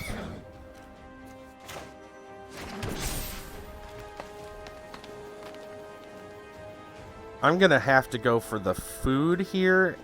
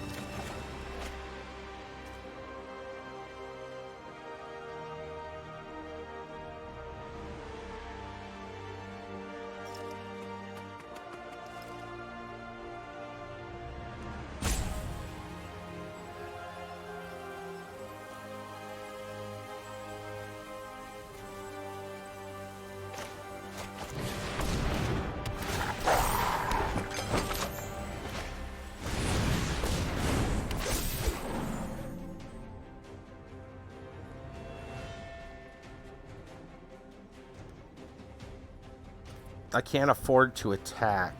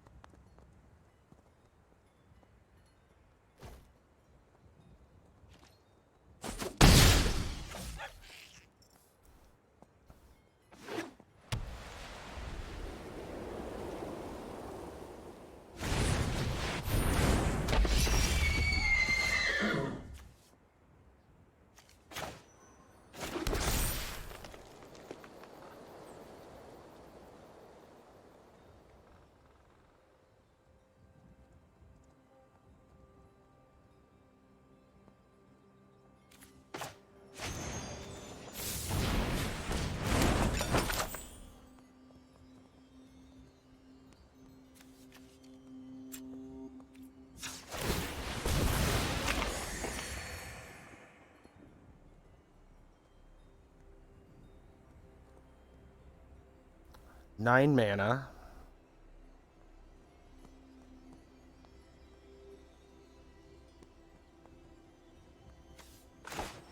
Think we gotta go for this.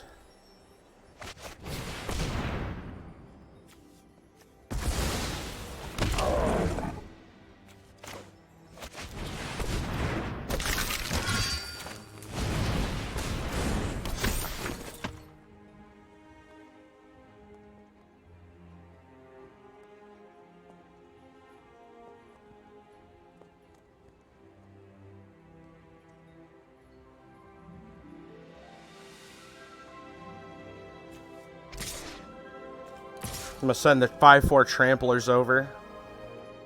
Is that right? If I do that, do I die next turn by doing that? I think I'm... Well, no, because he has to block.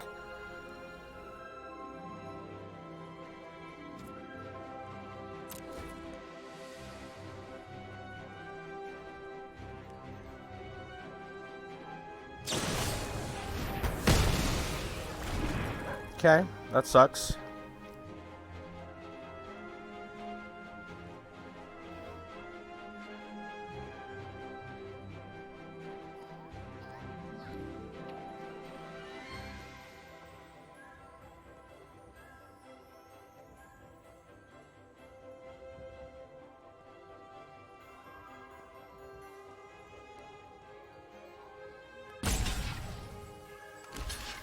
Okay. Or not. Yeah.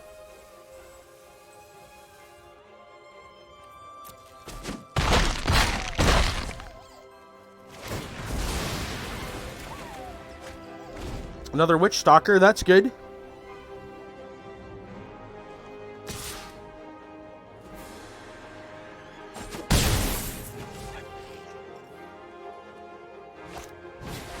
Damn it. Oh, out muscle. Okay. I need to play the Witch Stalker because I need the food.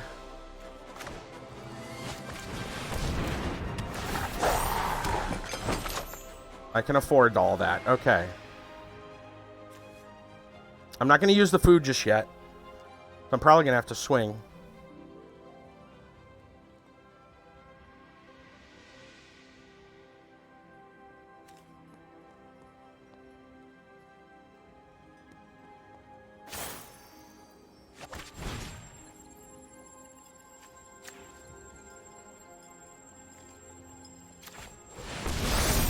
Should have been against the flyer. Oh no. Was this the mistake? I don't know. This could have been the mistake. We might be fine. We might be fine.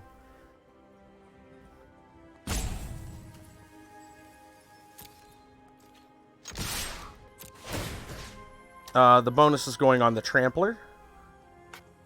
Whoop. Oh right, because he's not available. Smart move. Probably the 3/3.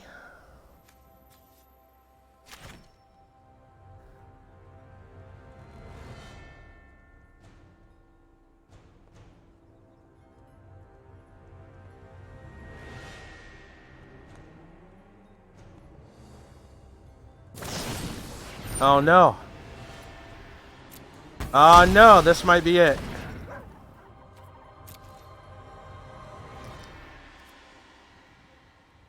He had an outflank. A second outflank, by the way.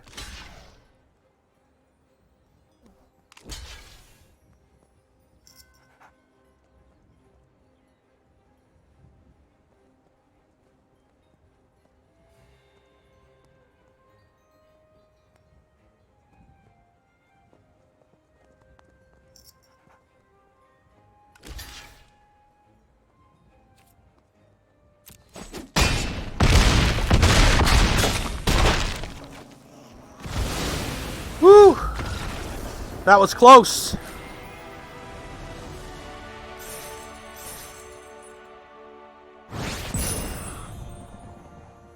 Man, that was close.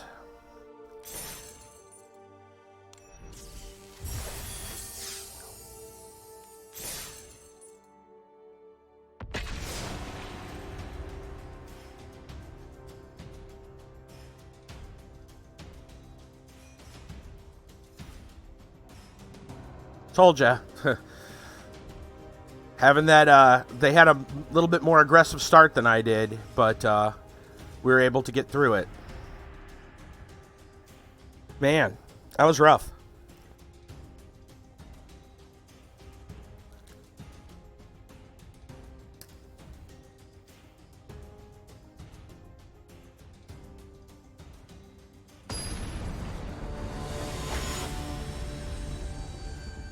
That's a great name. Of Dyson Men. Ah, this looks pretty good.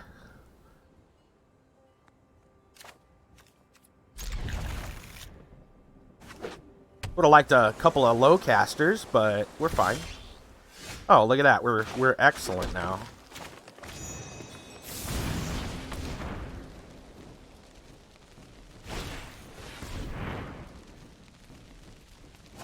Ooh. Could this be a mill deck? It might.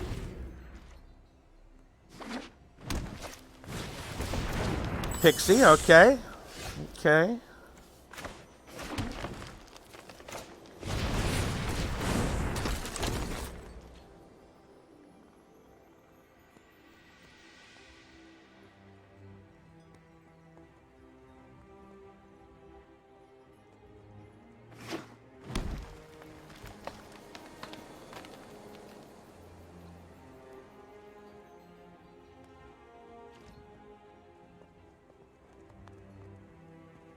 Worried that they're playing a little blue. That sucks. Keeping their mana open, maybe? That sucks a little bit more, but...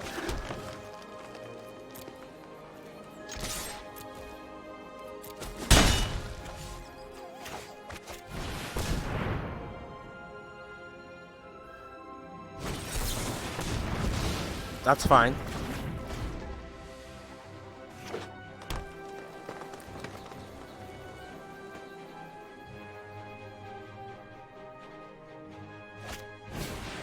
Ooh, double Pixie. They're rampant as well.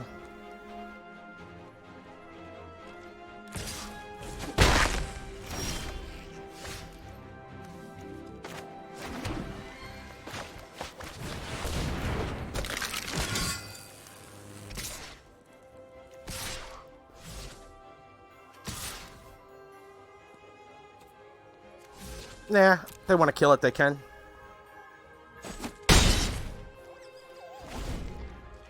Looks like they want to take 4.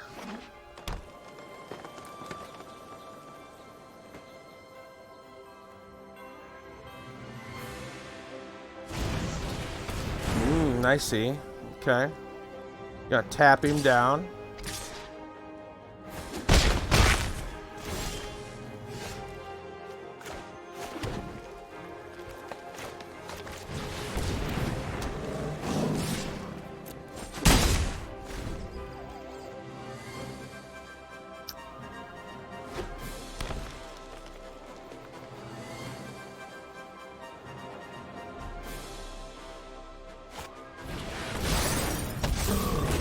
Garen Brig, that's a little scary.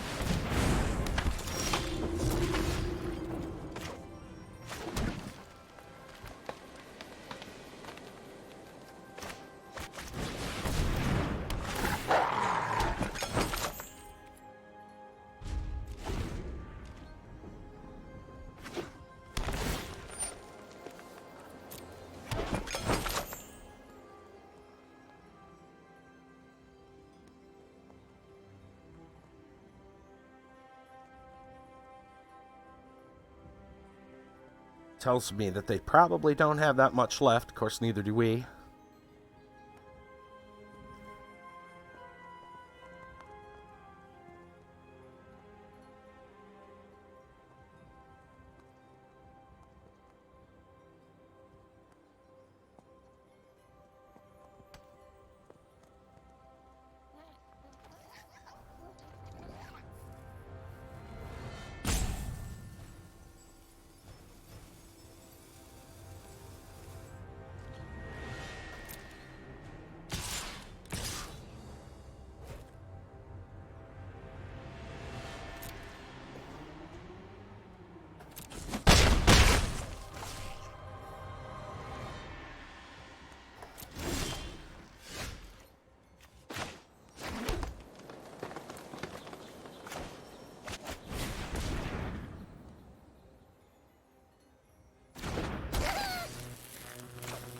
Well, I hate to do it, but they're probably going to counter this spider. No, good.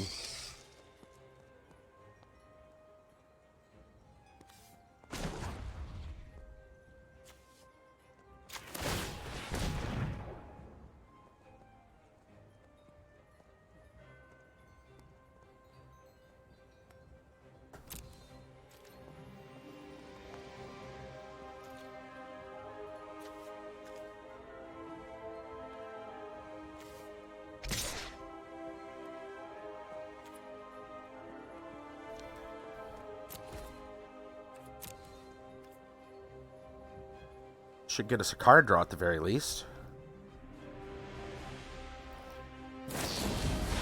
Oh, you're going to put him back. All right, fine.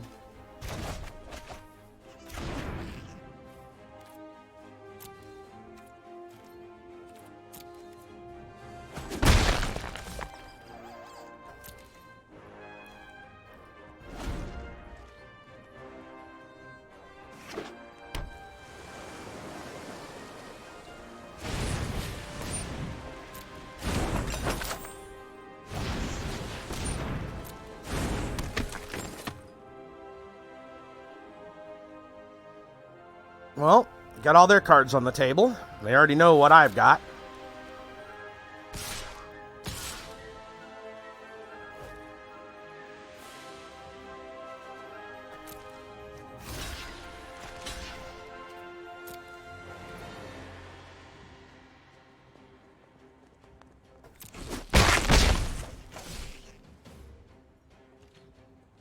Considering eating a food token here, I'm going to. I'd like to keep it so that I can get from the Deathless Knight and bring him back, but I don't think it's that important at this juncture.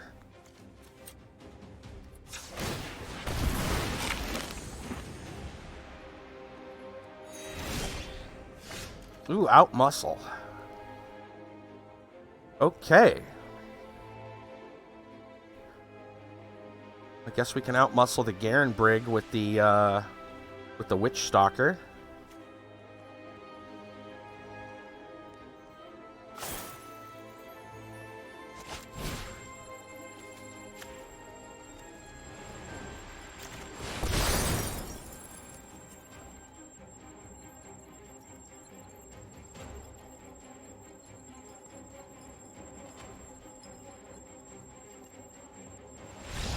Nice. It's over.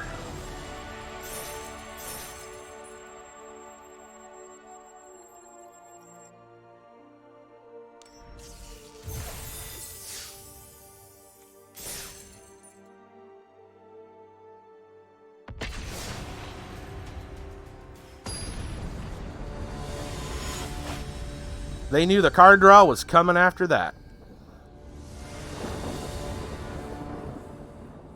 Also a good start.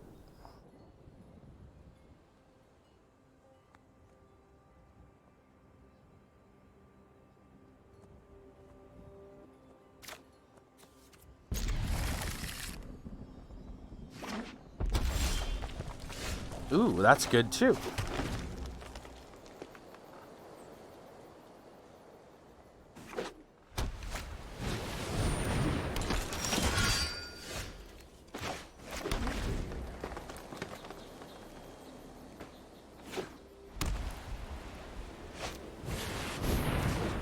That's annoying.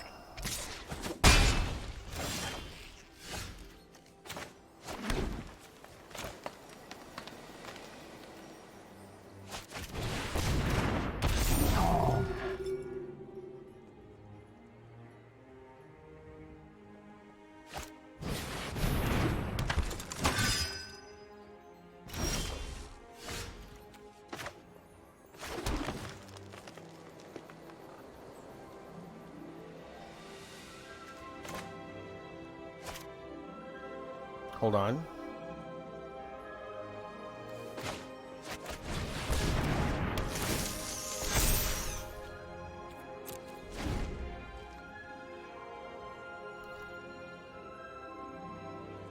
Counting my mana appropriately.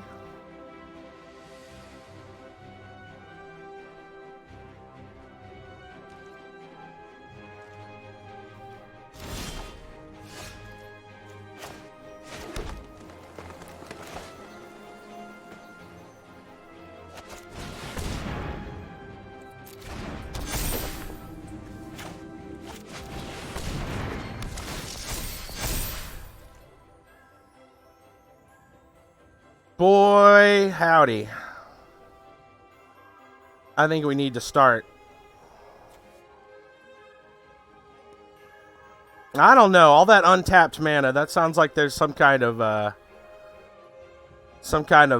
shenanigans going on. I think they got a combat trick. I do. I think they have a combat trick.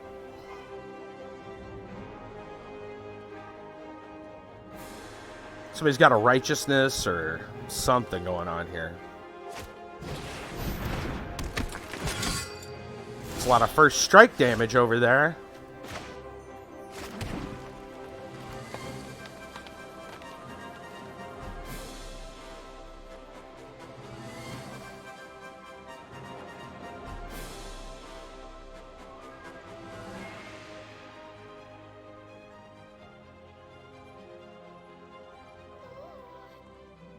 Indestructible would help with that for this turn, though. Would be pretty nice.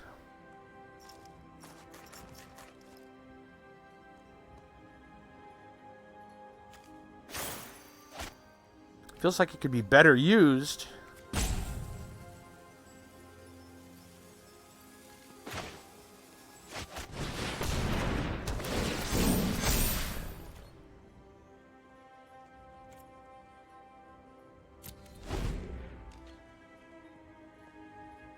Just got some big beef on the table, though.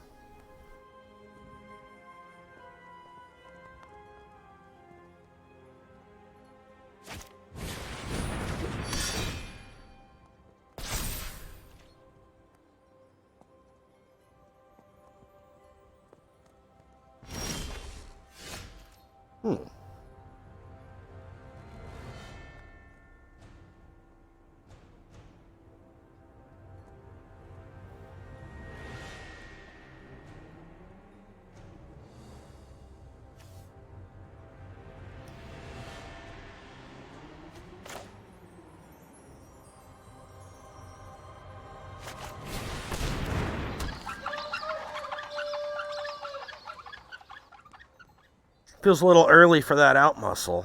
Just saying.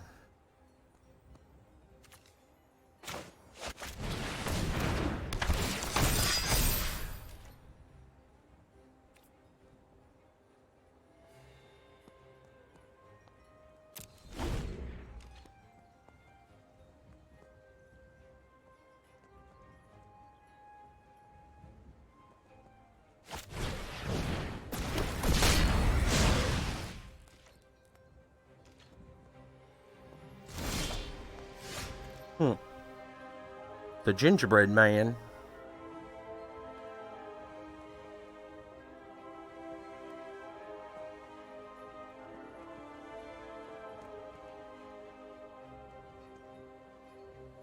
Unfortunately, these big boys don't have trample. You know?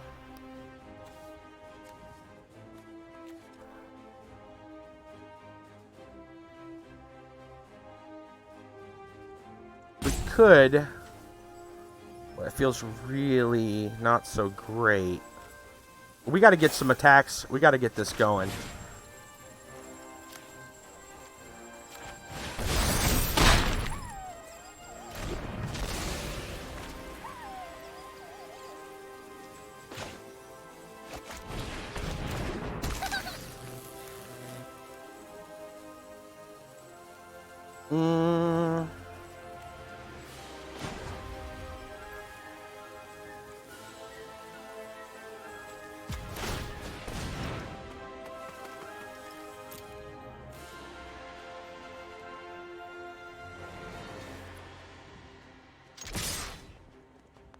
Ow. 2, 4. He's got 5 first strike damage.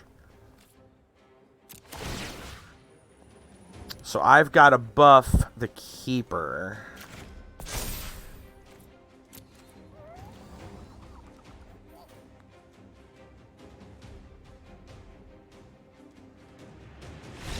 Nice. He's just like, F that noise. I am out of here.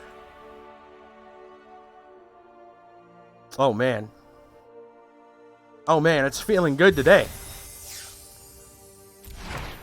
Sunder Shaman. 2 red, 2 green, 5/5 giant shaman. Can't be blocked by more than one creature. Whenever it deals combat damage to a player, destroy target artifact or enchantment that player controls. Huh. You take our wilds, we take your city. Very cool. All right. 5 wins, guys. 5-1. Mono green beatdown, boys.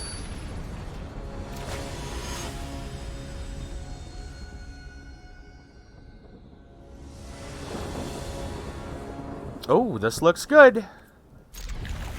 It looks so good.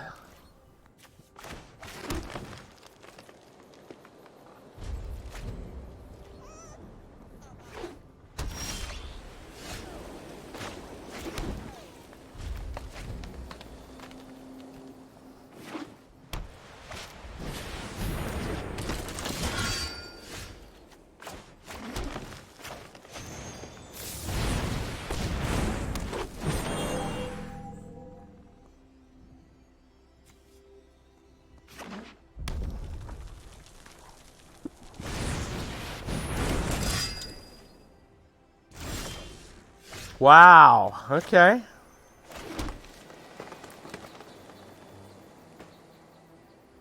Where to begin? Witch Stalker is a fine 4-drop. I don't need to put a buff on this just yet. It's a little early for Keeper. We'll play the one we drew so they can be like, what? Top deck bullshit. Little they know, we've got 2 more.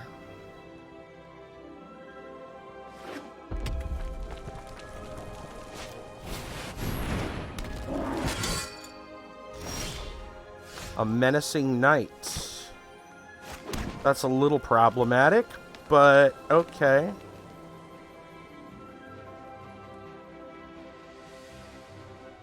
Let's spend our mana wisely this turn and just go straight to Keeper.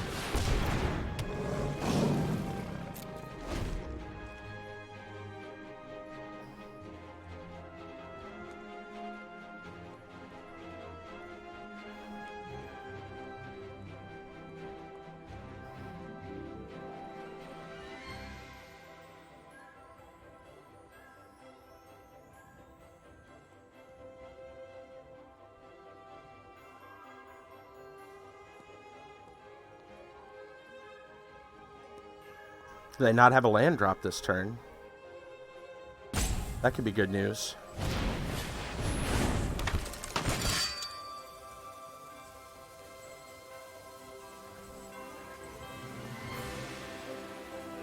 Glad they already played him, so I don't have to worry about them destroying one of my artifacts. That's a lot of first strike damage.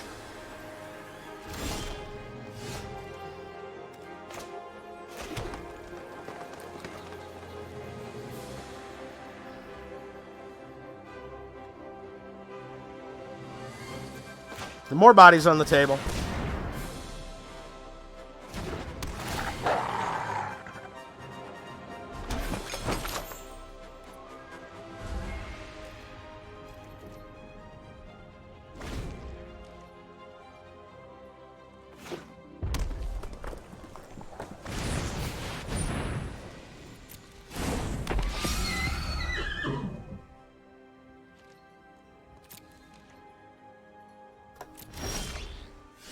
That's good.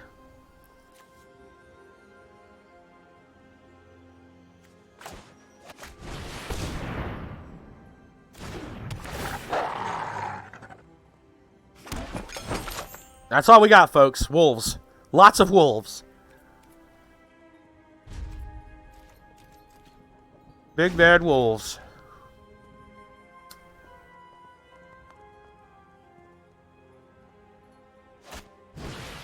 Ooh. All right. I see. I see.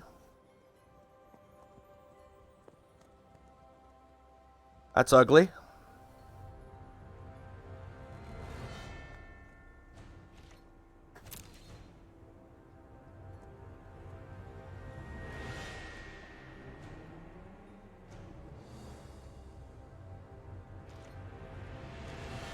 Yeah, I figured he didn't want any of that.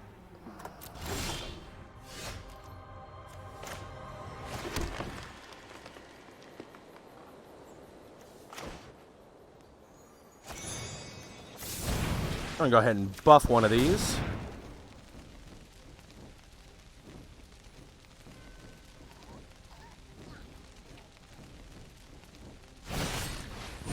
Oh, what you got there? Huh. I see.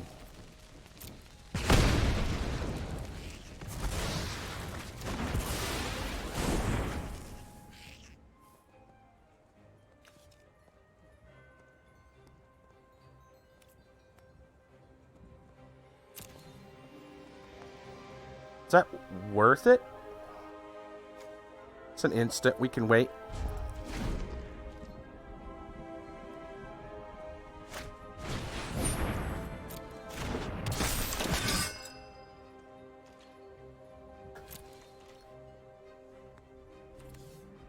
Yeah, I'm gonna get them back in my hand.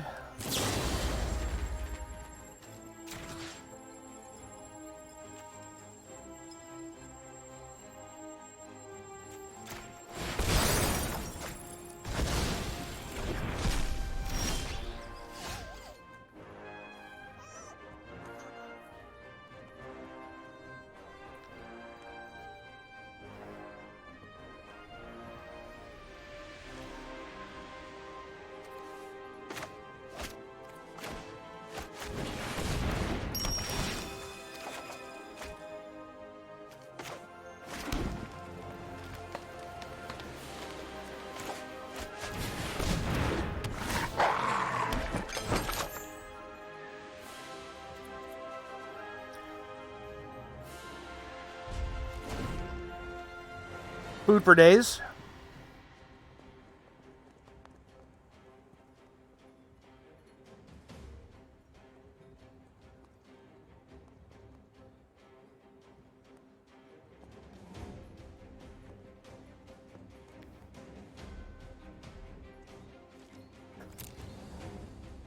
Ooh, he's going for it.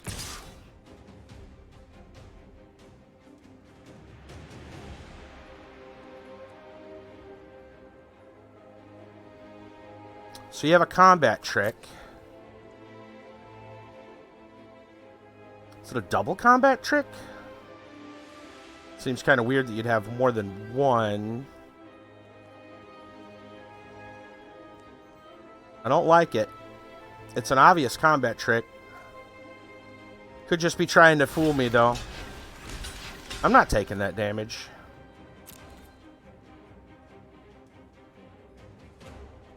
Not from a vigilance. I'm taking that vigilance lip. Fine.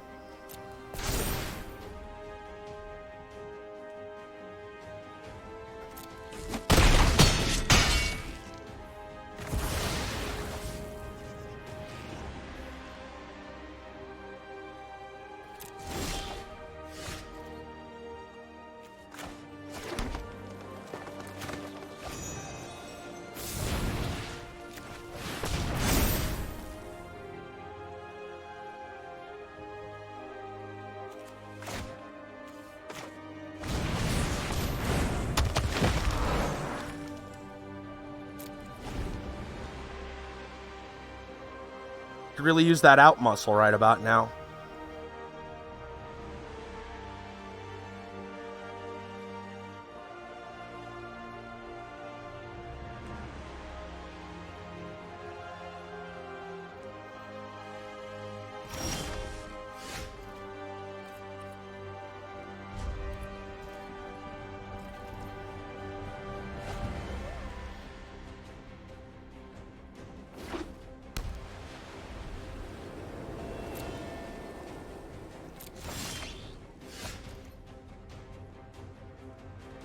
Deathless Knight doesn't really do much, but I'll just go ahead and play it. Puts a blocker out there.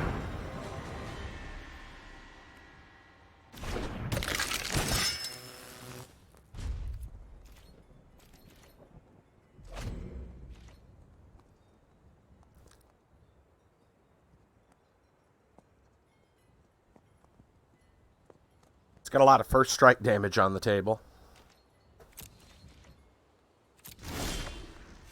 Gingerbrute, you got any hasties? Any hasty boys? No hasty boys. Alright.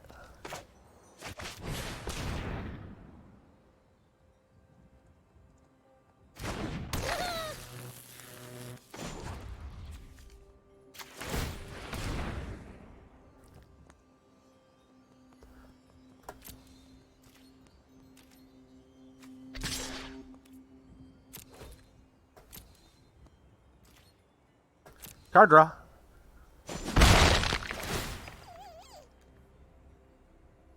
Mm-hmm. That's some fables.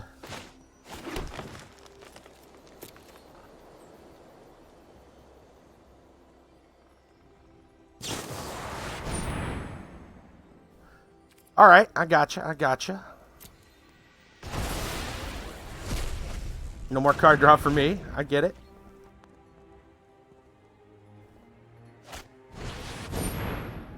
Interesting. I'm getting pinged. Okay, I see.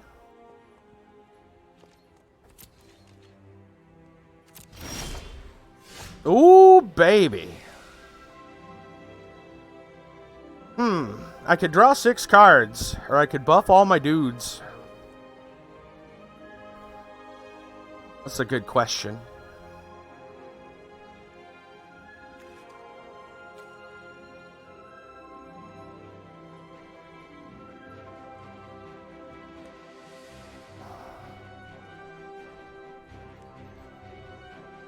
He's got to be sitting on something, though, too.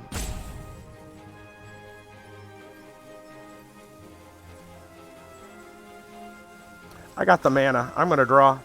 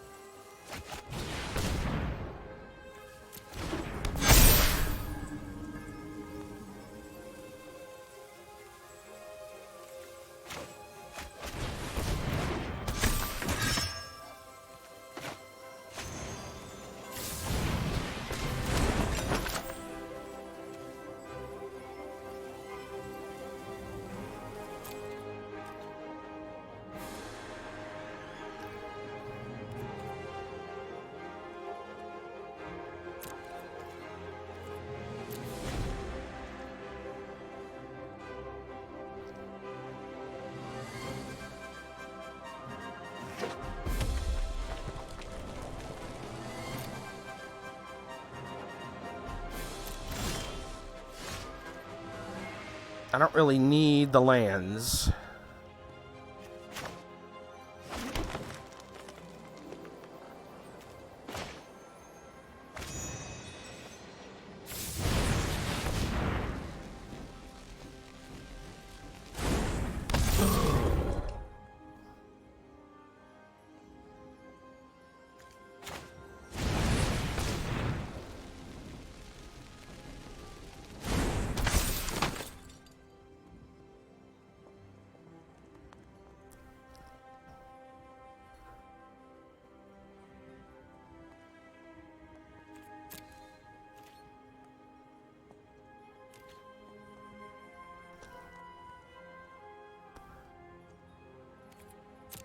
He's got some big dudes.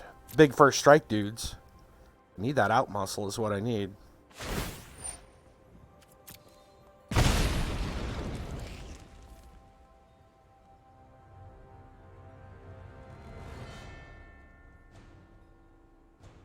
Right now he's got 9 first strike damage.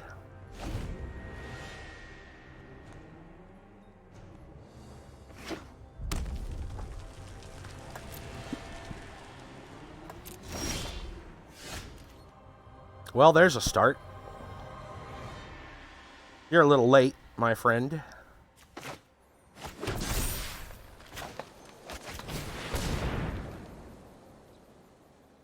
But we will play you anyway.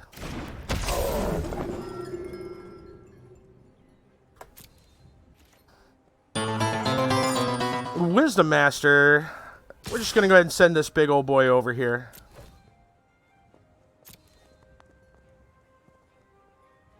Wisdom Master with that auto host. Thank you. You guys are over here from the host if you're brand new. We're just playing some Magic. Wisdom Master's great dude.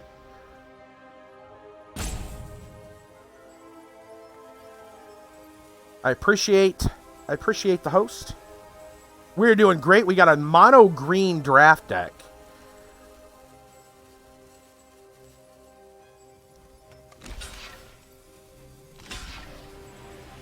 Wait, why is he blocking with multiple stuff? Is he going for a buff? Or he's just going to try to kill it? Really? I mean, if you want. Yeah, that's fine.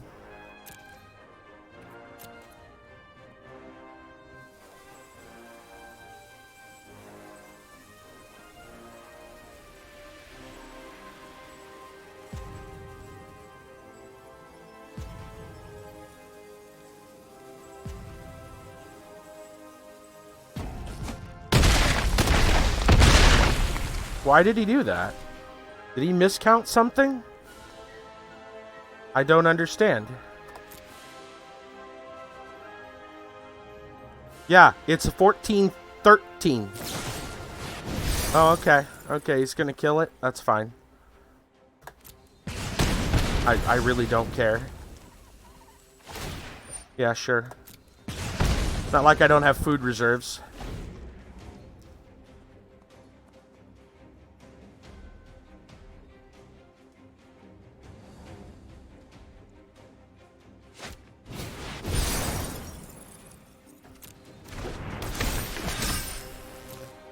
Oops, forgot to tap your little late.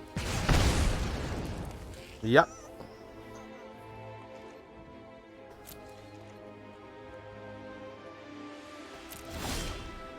Ooh, the spinning wheel. To everything there is a season, turn, turn.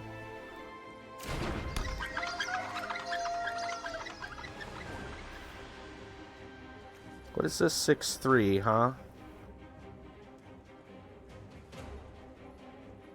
We're gonna pass this turn. So we can tap one of his dudes.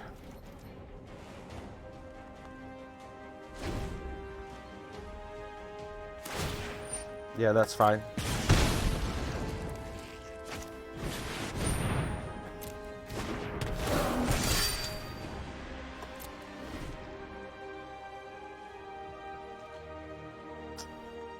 It's time to tap something.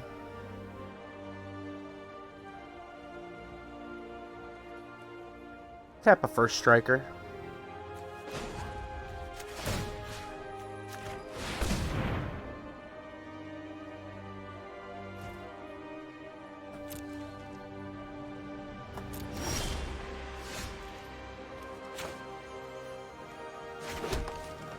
I feel like I want to tap another first striker.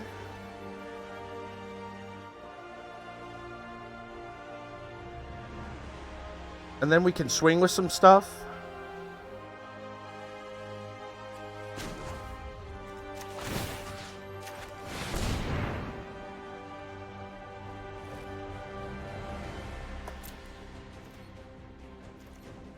All right. 7-6. 5-4.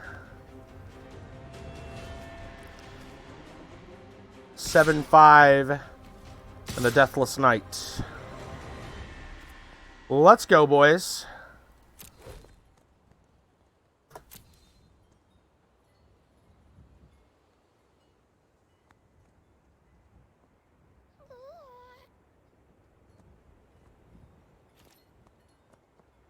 Not quite so strong without all that first strike damage to block with. That's fine.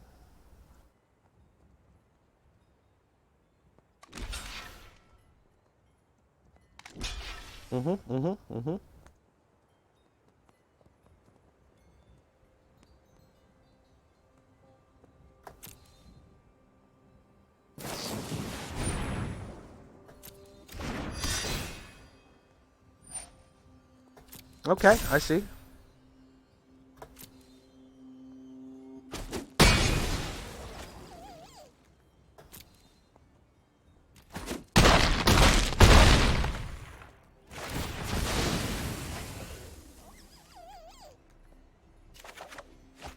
Excellent. But we're not nearly done.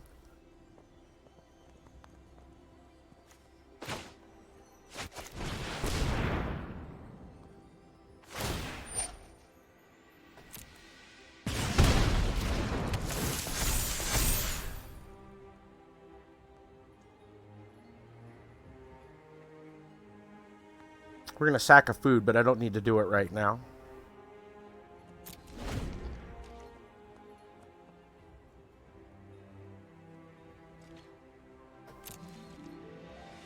Now I will.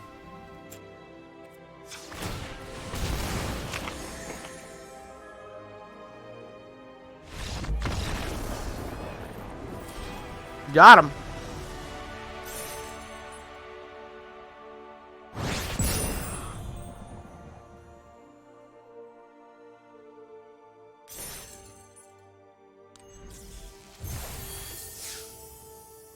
Well, we are 6-1.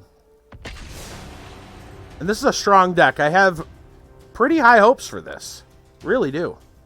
We might actually make our 7th win here. We had a chance. We got up to, you know, we can take 1 loss.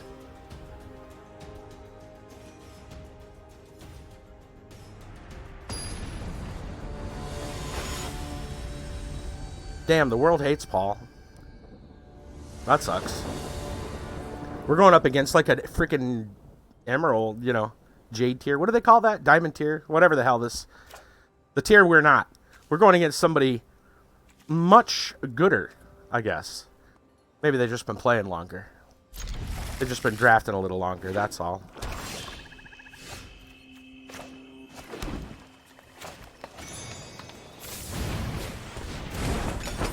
Day in the life of the food. Playing some black-green. Marileaf, very nice.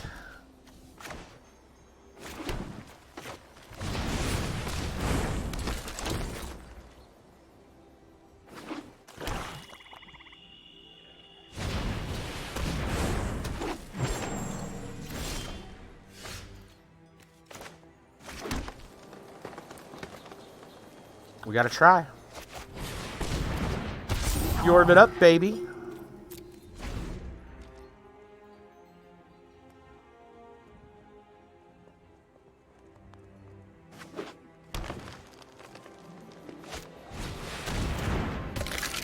Pretty good. I can do that, though.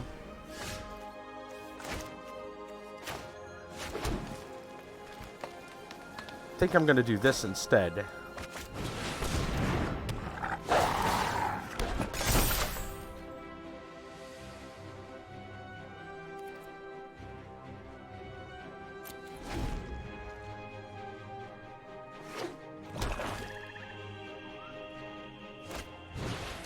Oh, that ginger brute. Yeah, he's coming over to play. I see.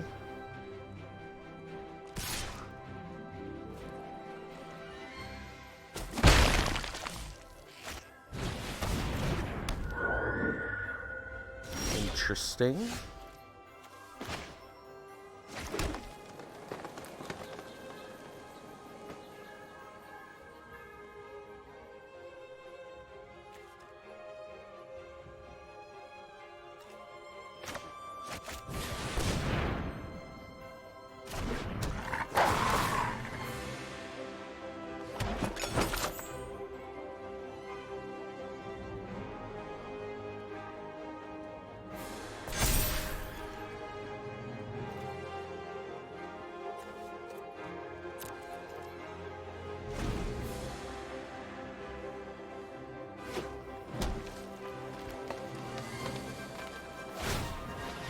Yep.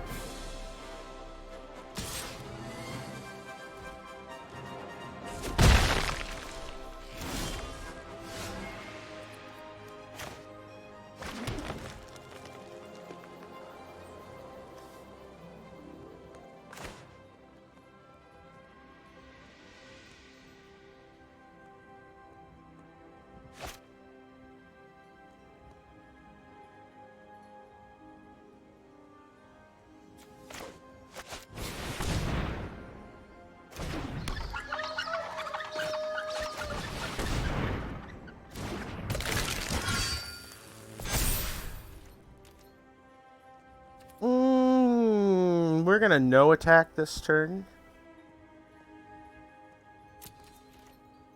Now I got somebody to block that ginger brute. Ooh, a witch.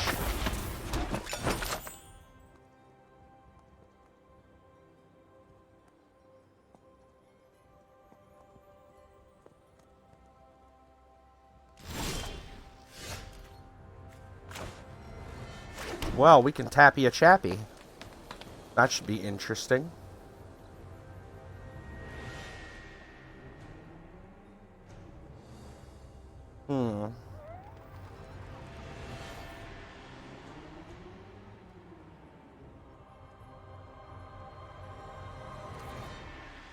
We'll wait, of course.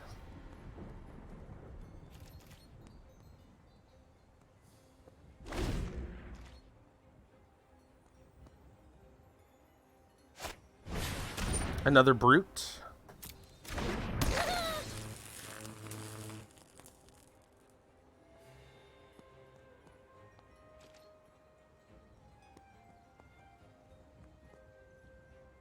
I'm really gonna tap a ginger brute? Maybe. Stops me taking damage.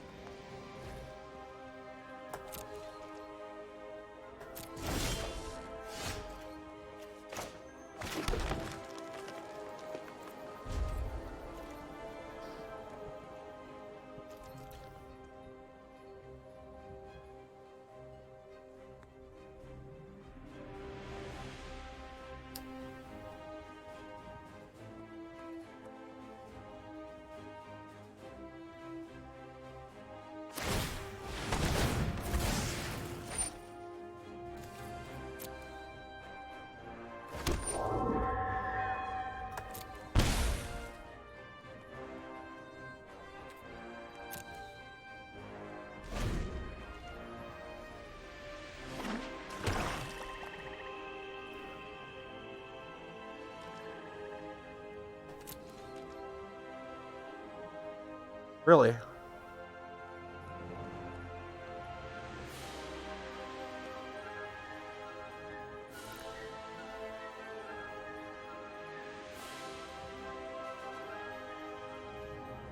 mean, I should tap something, obviously.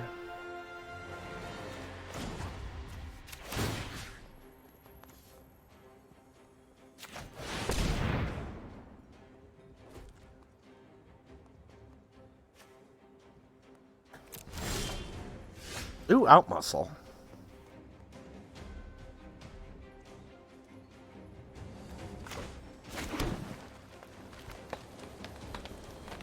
I actually do need to do that.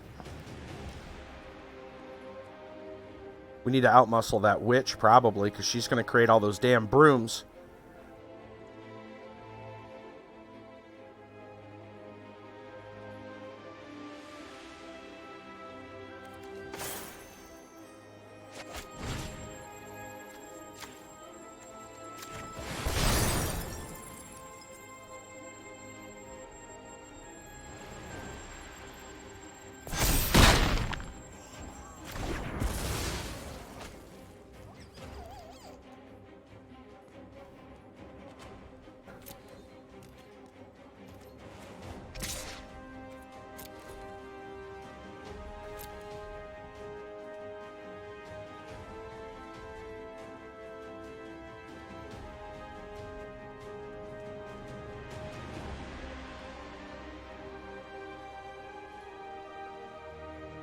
It's indestructible. He should just take 5. Yeah.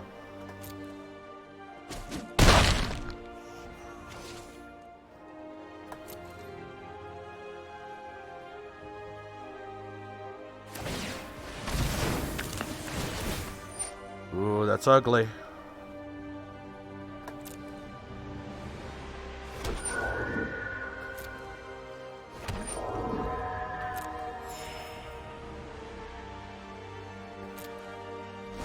It's a lot of brooms.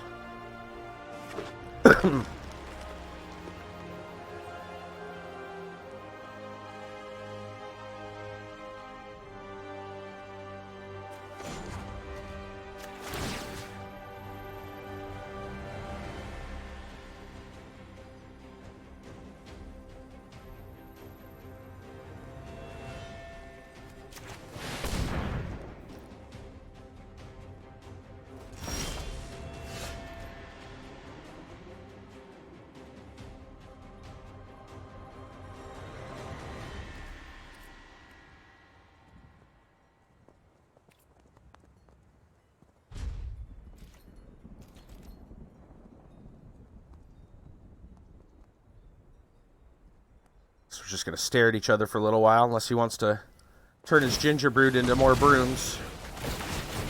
Mm-hmm.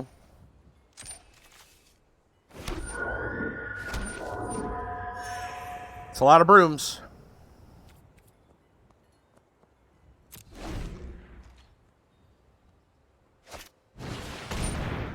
Damn, another witch.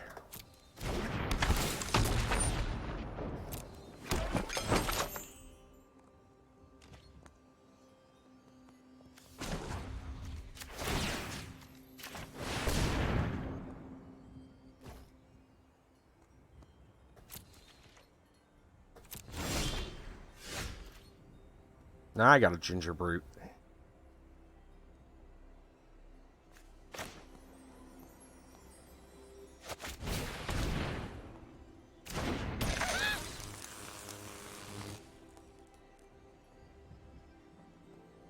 It's looking kind of scary over there. It's a lot of brooms.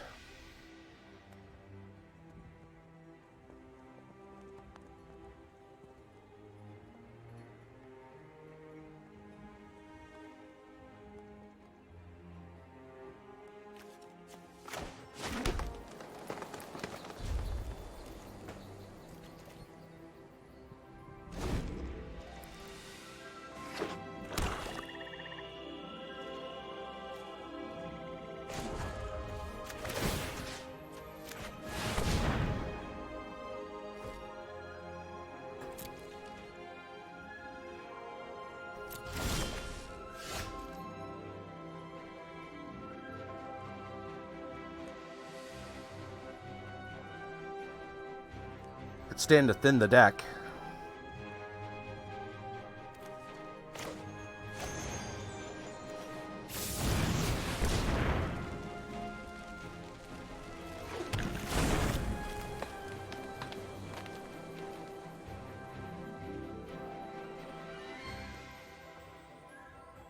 Can't tap a guy this turn, but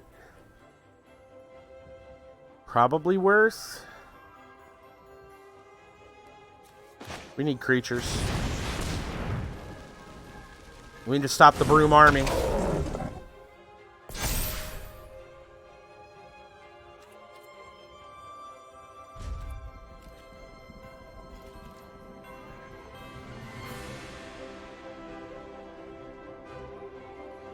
Here it comes.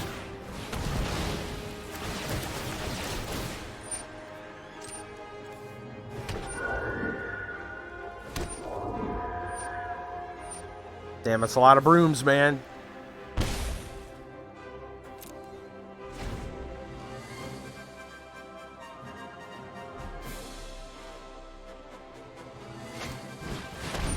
Oh my.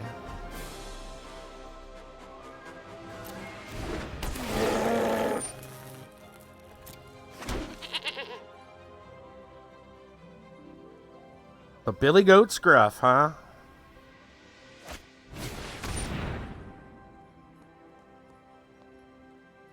I mean, I guess we just eat it.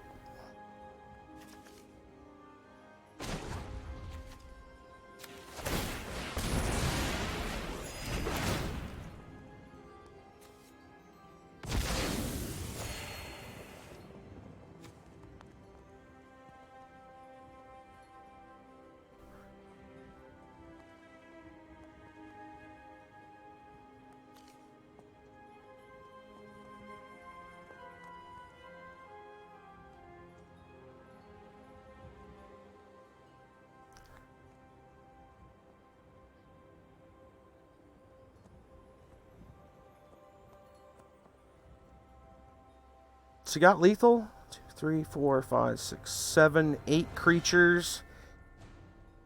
12 creatures. No. As far as I can count, that's a no. Did not need that.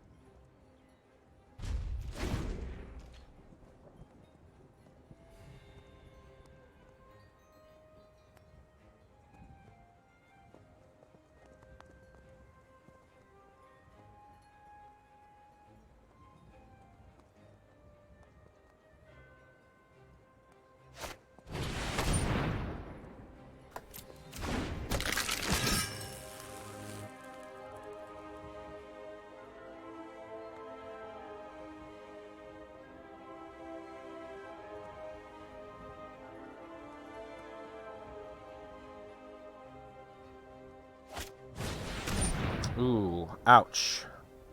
That hurts.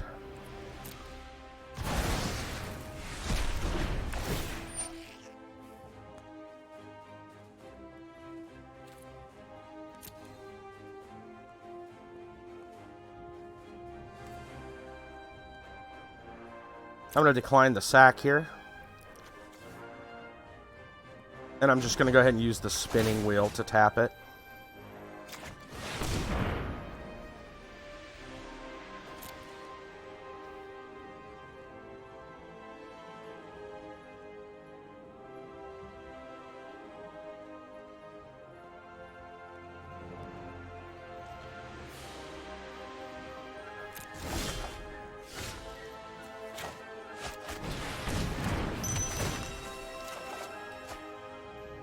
Doesn't do much for us, but we'll play it.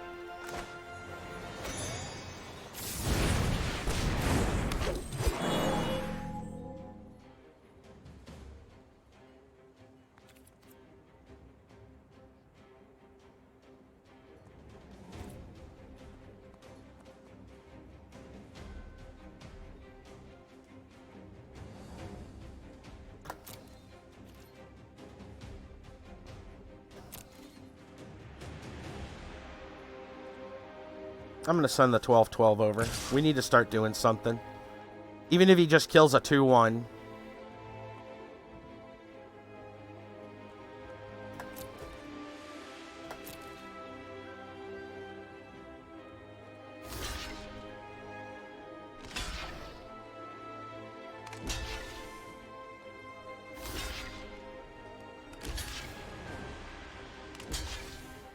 I mean, I can live with that.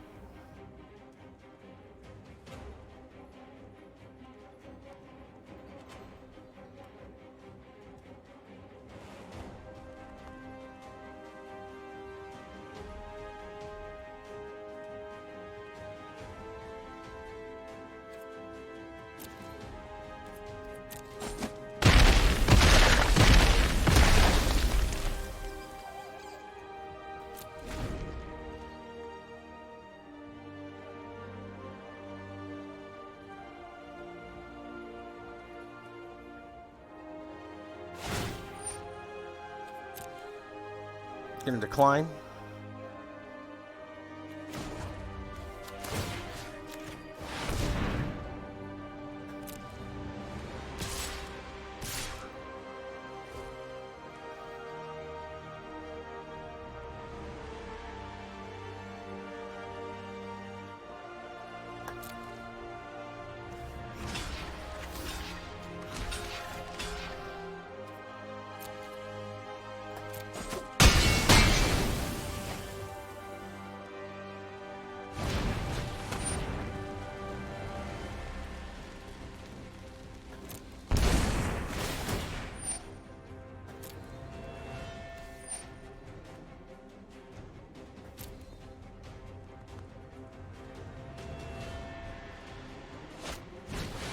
Hey, Mighty, what's going on?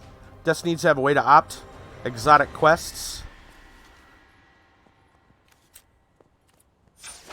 PvP requirement, PvE. I hate PvP so much. I gotcha, I gotcha.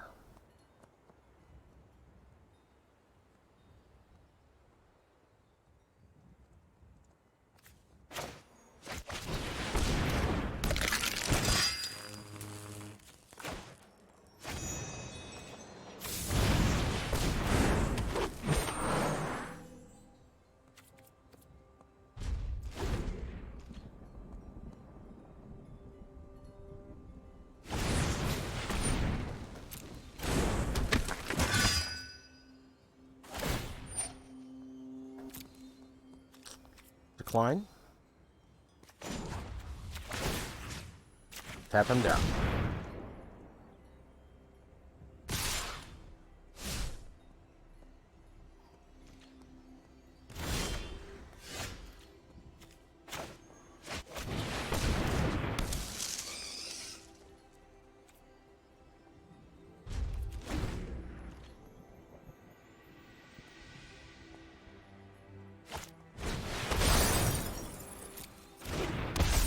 Fairly annoying.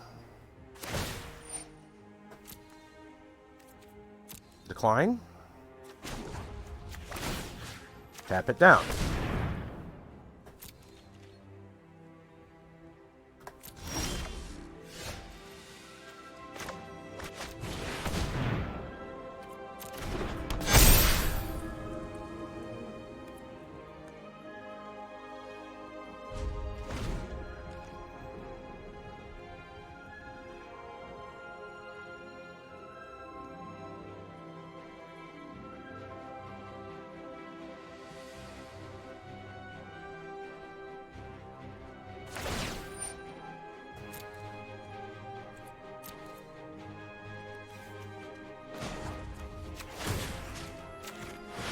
Tap him down.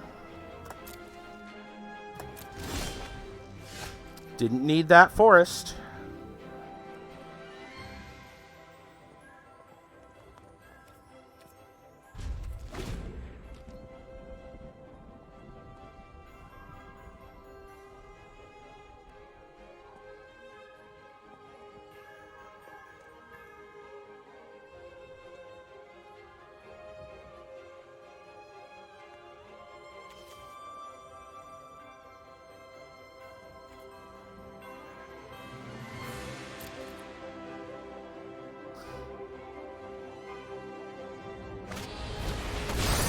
Ouch.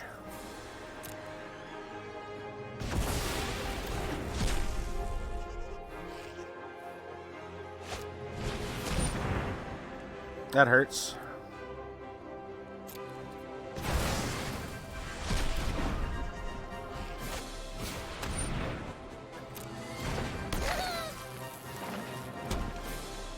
Here come the brooms.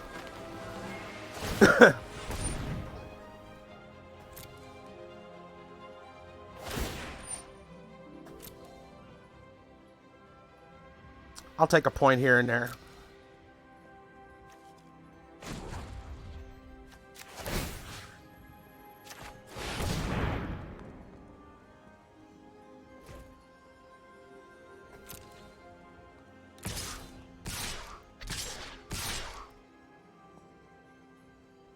Okay, looks like stuff's coming downtown.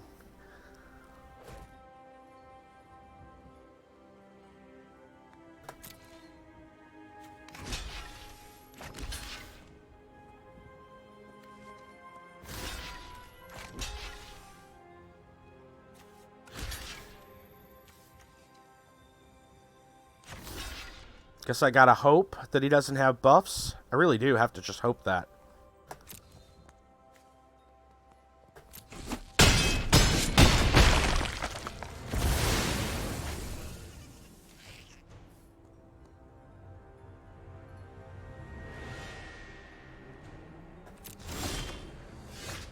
Okay, all right.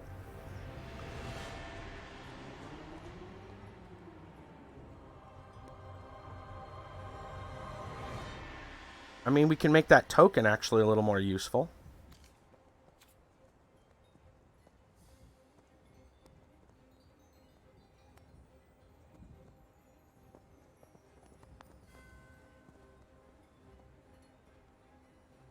Is that what it goes on, though?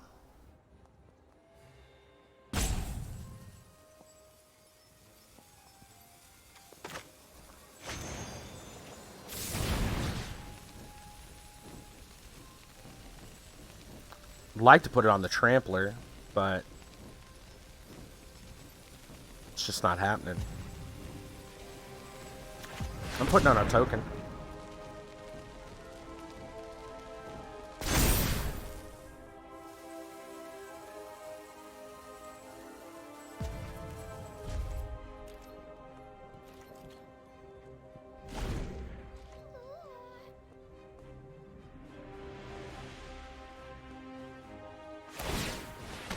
Yeah.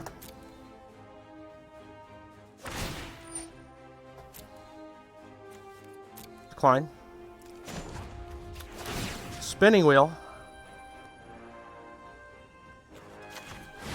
Tap that troll.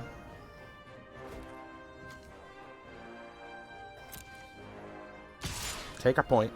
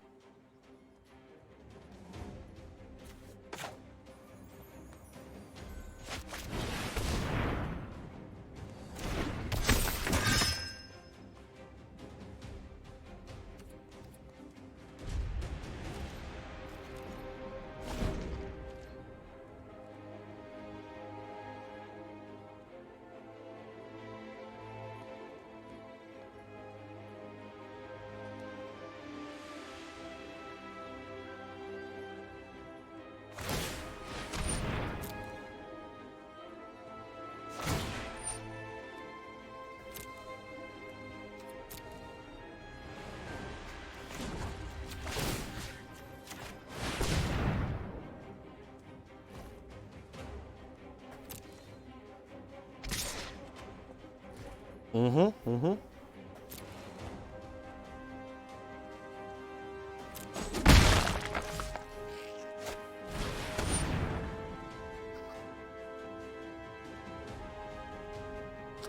Interesting. I'm gonna sack a food here.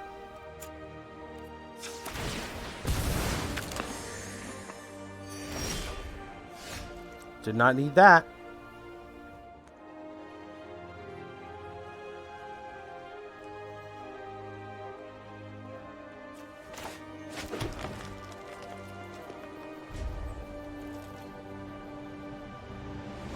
Man, this game. Ooh. Oh boy. That's not good. That's a problem.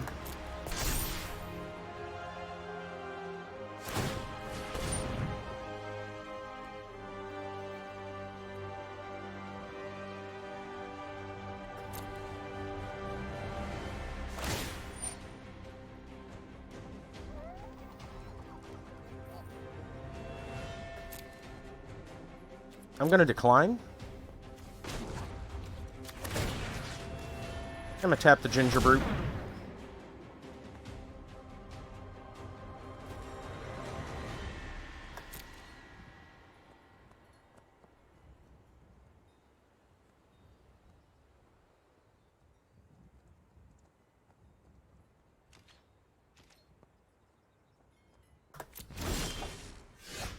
That does not help me.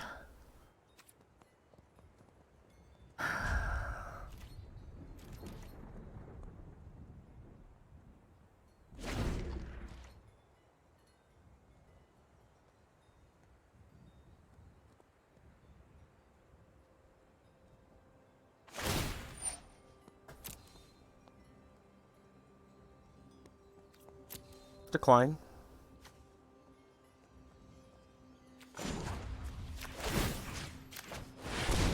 Tap the ginger brute.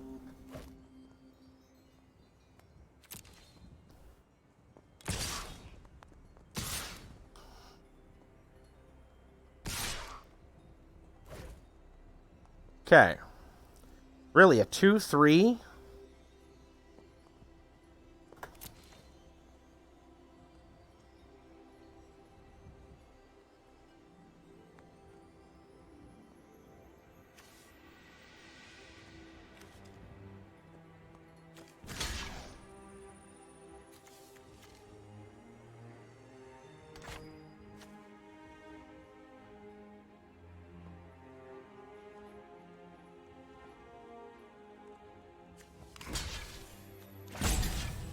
It's death touch.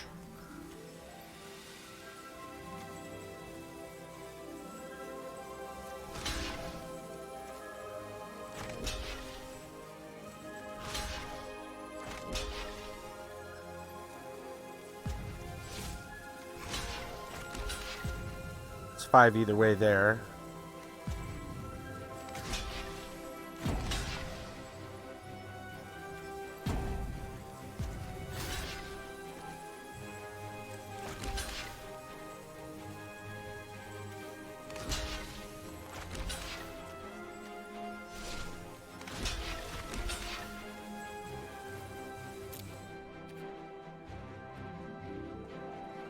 All right, what you got?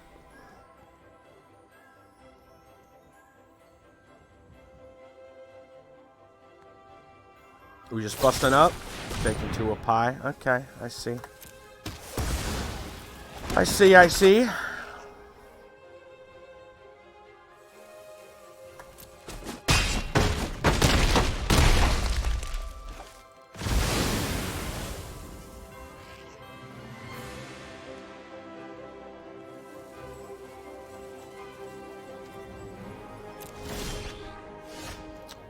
It's not very useful.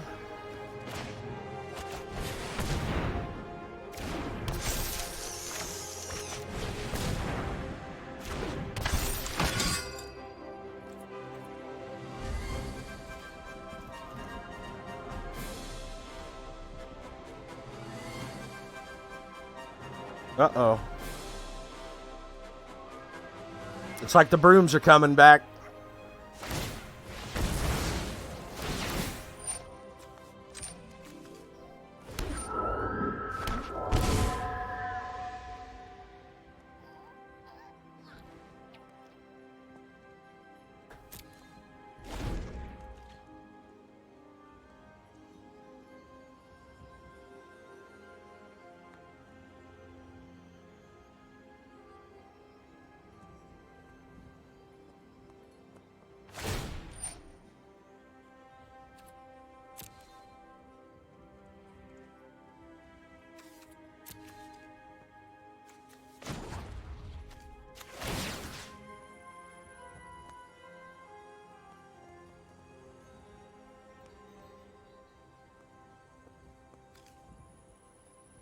I think we're screwed either way here.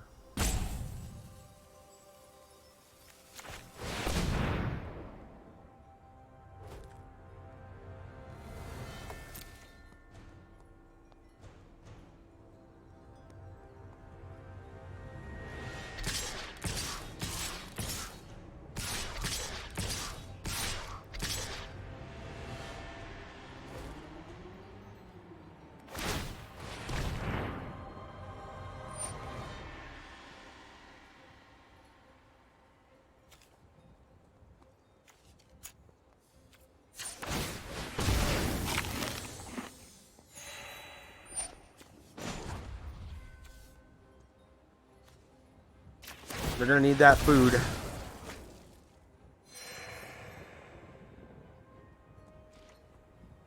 Okay. Armies of 2/1s, a 3/1, and a 1/1. A 2/3.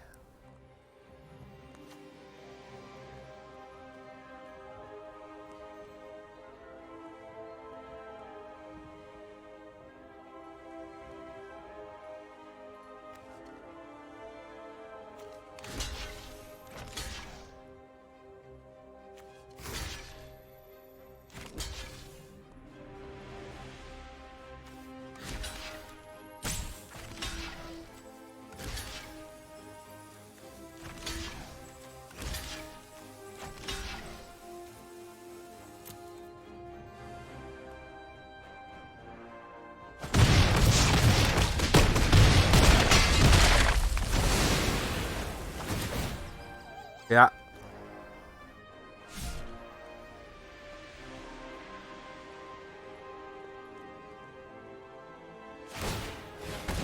Ooh, right. That was a pretty good match.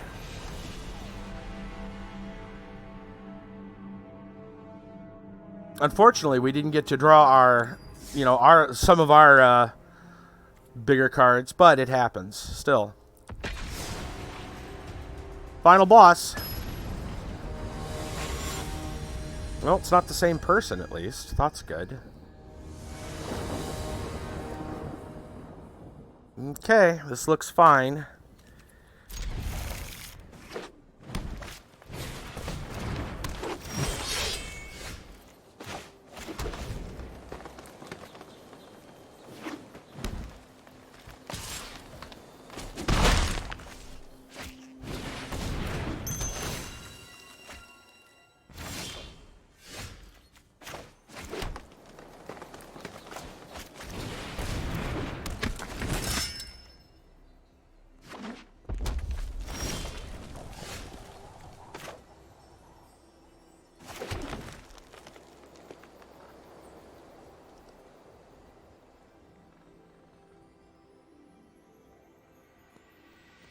I think I'm going to go for the extra body on the board here.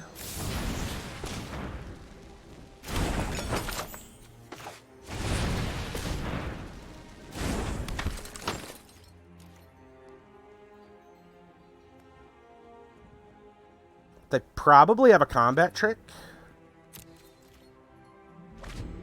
They left their mana open. I have to kind of assume the worst.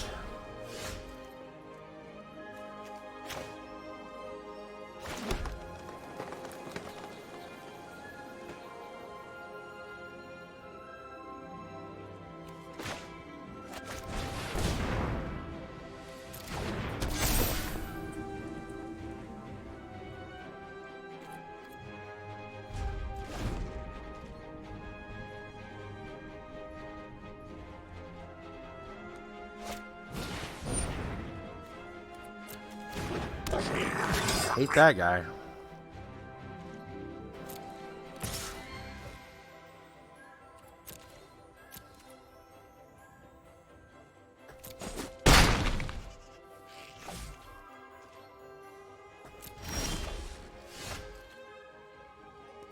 Really hoping for a better outcome, but that's fine.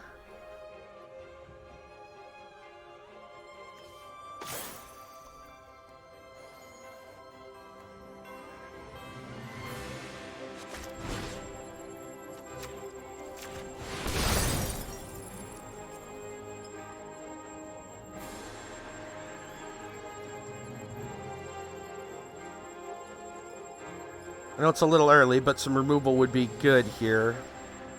I think they're debating whether they want to use their buff. They're going to use their buff. Okay.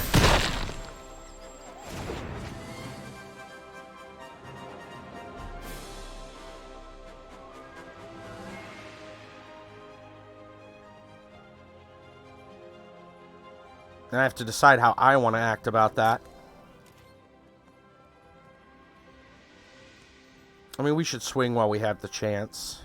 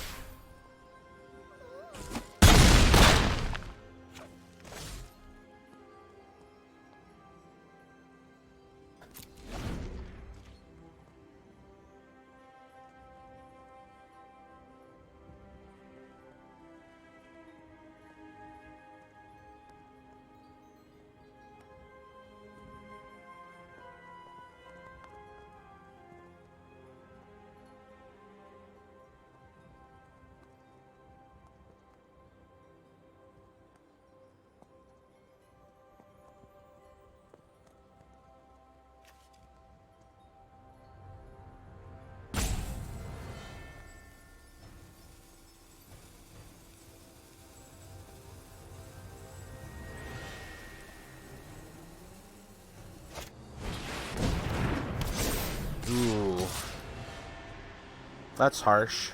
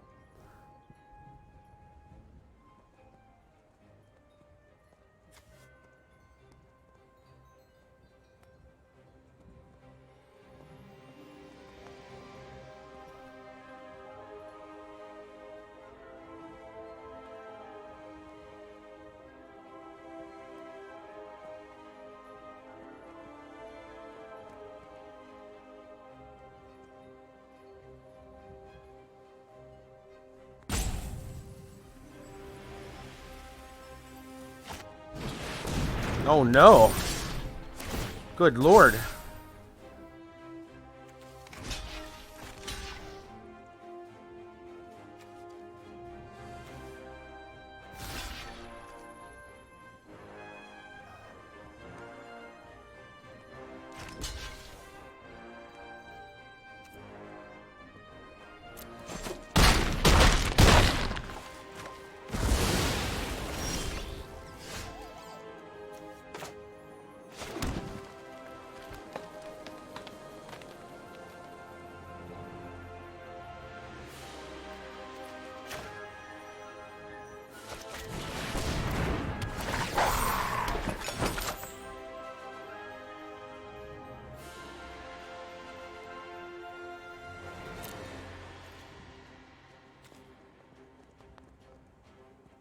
If he's got a way to remove my 5/4, I gotta play this super safe.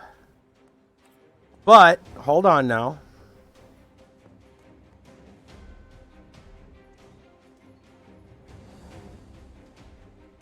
No, I need to play this safe.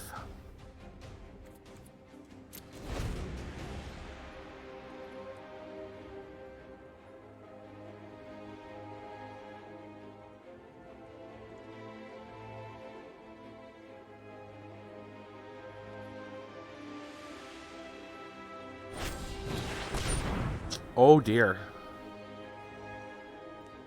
That might be it. A 9/9? Ooh.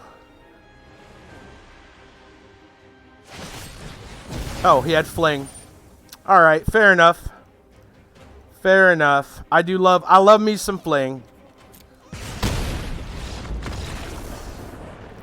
I mean, we didn't get our 7th win from it because of it, but I can't be mad at that. He won with fling. I can't be mad at that.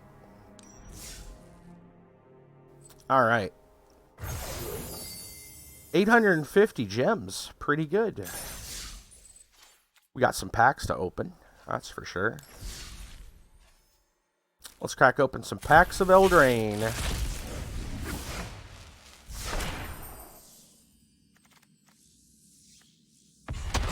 Hey, there's that Elder. Nice.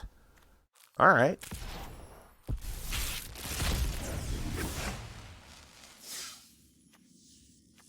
Witch Stalker. Run away together. Pretty good card. Stormfist Crusader.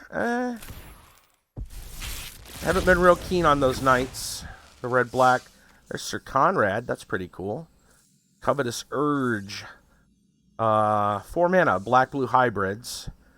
Sorcery. Target opponent reveals their hand. Choose a non-land card from that player's graveyard or hand. Exile it. You may cast that card. As long as it remains exiled, you may spend mana as though it were any color to cast that spell. Gotcha. Piper of the Swarm. The rats. Oh, rats. Red Cat Melee. Skullknocker Ogre. Stolen by the Fae. 2 blue and X sorcery. Return target creature. Converted mana cost X to its owner's hand. Create X. 1/1 blue fairy creature tokens. With flying. Pretty nice.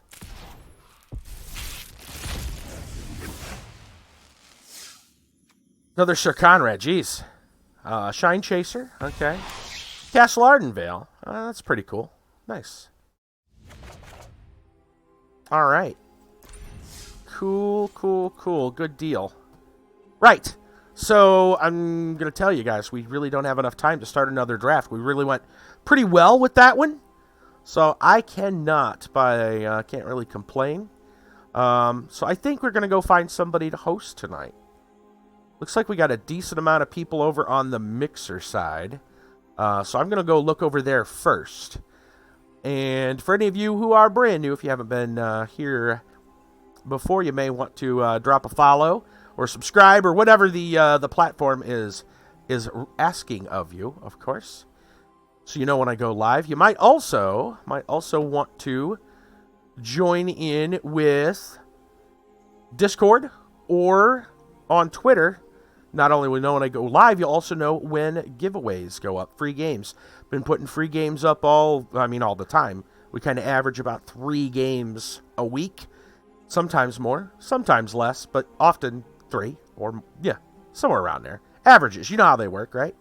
If you like free games, you might want to join in on one of those. I believe we got somebody to host, by the way, over on the Mixer side. He's a good dude. His name is Jin8345. He's playing some Magic Arena as well. He's grinding for gold wild cards. Looks like he's doing constructed, my guess would be. Jin's a good guy. In fact, he's a multi-streamer. I'm going to go ahead and drop drop his Mixer. But feel free to go see him over on Twitch. It's Jin's gaming channel. If I remember correctly, Jin's gaming channel. But we're going to go ahead and drop him this one here. Like I said, he multi-streams as well. Good dude. He's playing some Arena tonight as well. So we're just going to keep the Magic Arena train rolling. Sounds good? Sounds good. I hope it sounds good. It's all right. It's all right. Anything else to say? Well, other than thank everyone for all the hosts and patrons. Or sorry, all the hosts and follows and all that, the raids. I want to also thank my patrons. By the way, new ornament or new creation up there. If you like the Grinch, I have made a Grinch ornament. It's from Mini Perler Beads, a new goodie. I'm really proud of it. I think it come out really well. The colors, the shading, everything. The picture probably doesn't quite do it justice. I'm sure you can ask some of my fellows that have probably picked it up already. It's on their way. They might see it. I shipped it out, so they can tell you in a couple days what they think about it in person. But I'm pretty happy with it. I like it a lot. Everybody that's seen it so far has liked it a lot. Anyway, if you're interested in anything like that, you can go check out Etsy or send me a DM through Discord. I do stuff. I do arts, pixel art stuff. Especially, I like doing like real world stuff with perler beads. Can make you all kinds of cool stuff. Everything from like 3D gift boxes. You've seen the thing scrolling in the corner, I'm sure. Anyway, if you're interested, go check out any of those other links. We're gonna call it a night. We're gonna head on over to Jin's gaming channel. That's the Twitch one. We're gonna do a double host, and yeah. Let's say hi to Jin. He's also on DLive, by the way. So you can find him in a lot of places. He is a multi-streamer just like me. So let's give him that love. We'll be back tomorrow night, Wednesday. I'm leaning towards Lord of the Rings Online. We got done with Cat Quest. And we don't really have... I don't want to install... I'll just tell you, I don't want to install another game right now. It's late in the year. I actually got to clean my computer out. I got to get the other one ready to go. It won't be too long before we have that up and running. But yeah, right, as it is, like, maybe we'll just go with something we already got. It was a busy weekend. I didn't really have time to look at other stuff. I want to get into probably a new role-playing game at some point. Not like brand new, but I mean new to the stream. It could be a lot. There's a lot of stuff I've got on backlog that I'm really looking forward to playing. So, look forward to that, but probably not tomorrow. Tomorrow, I think we'll probably play some Lord of the Rings Online. And we'll just chill. Thursday will probably be retro. We'll do some more Shining Force 2. Friday would be the free game feature. Again, if you like free games, come back on Friday especially. And AQ3D on Saturday, if I am not mistaken. Minecraft, of course, rolls back around on the next week. We'll have results of a challenge. If you're interested in joining the Minecraft server, you're going to want to check out Discord. So, again, push that link, right? I know. But if you're interested in that stuff, you're more than welcome. Let's roll it on over to Jin and some more Magic Arena. You guys have a wonderful, wonderful night. I think we had a great time. We went well. I would have loved to have got that 7th win, but I mean, I'll take it. I'll take it as it is. So I'm going to see you guys later.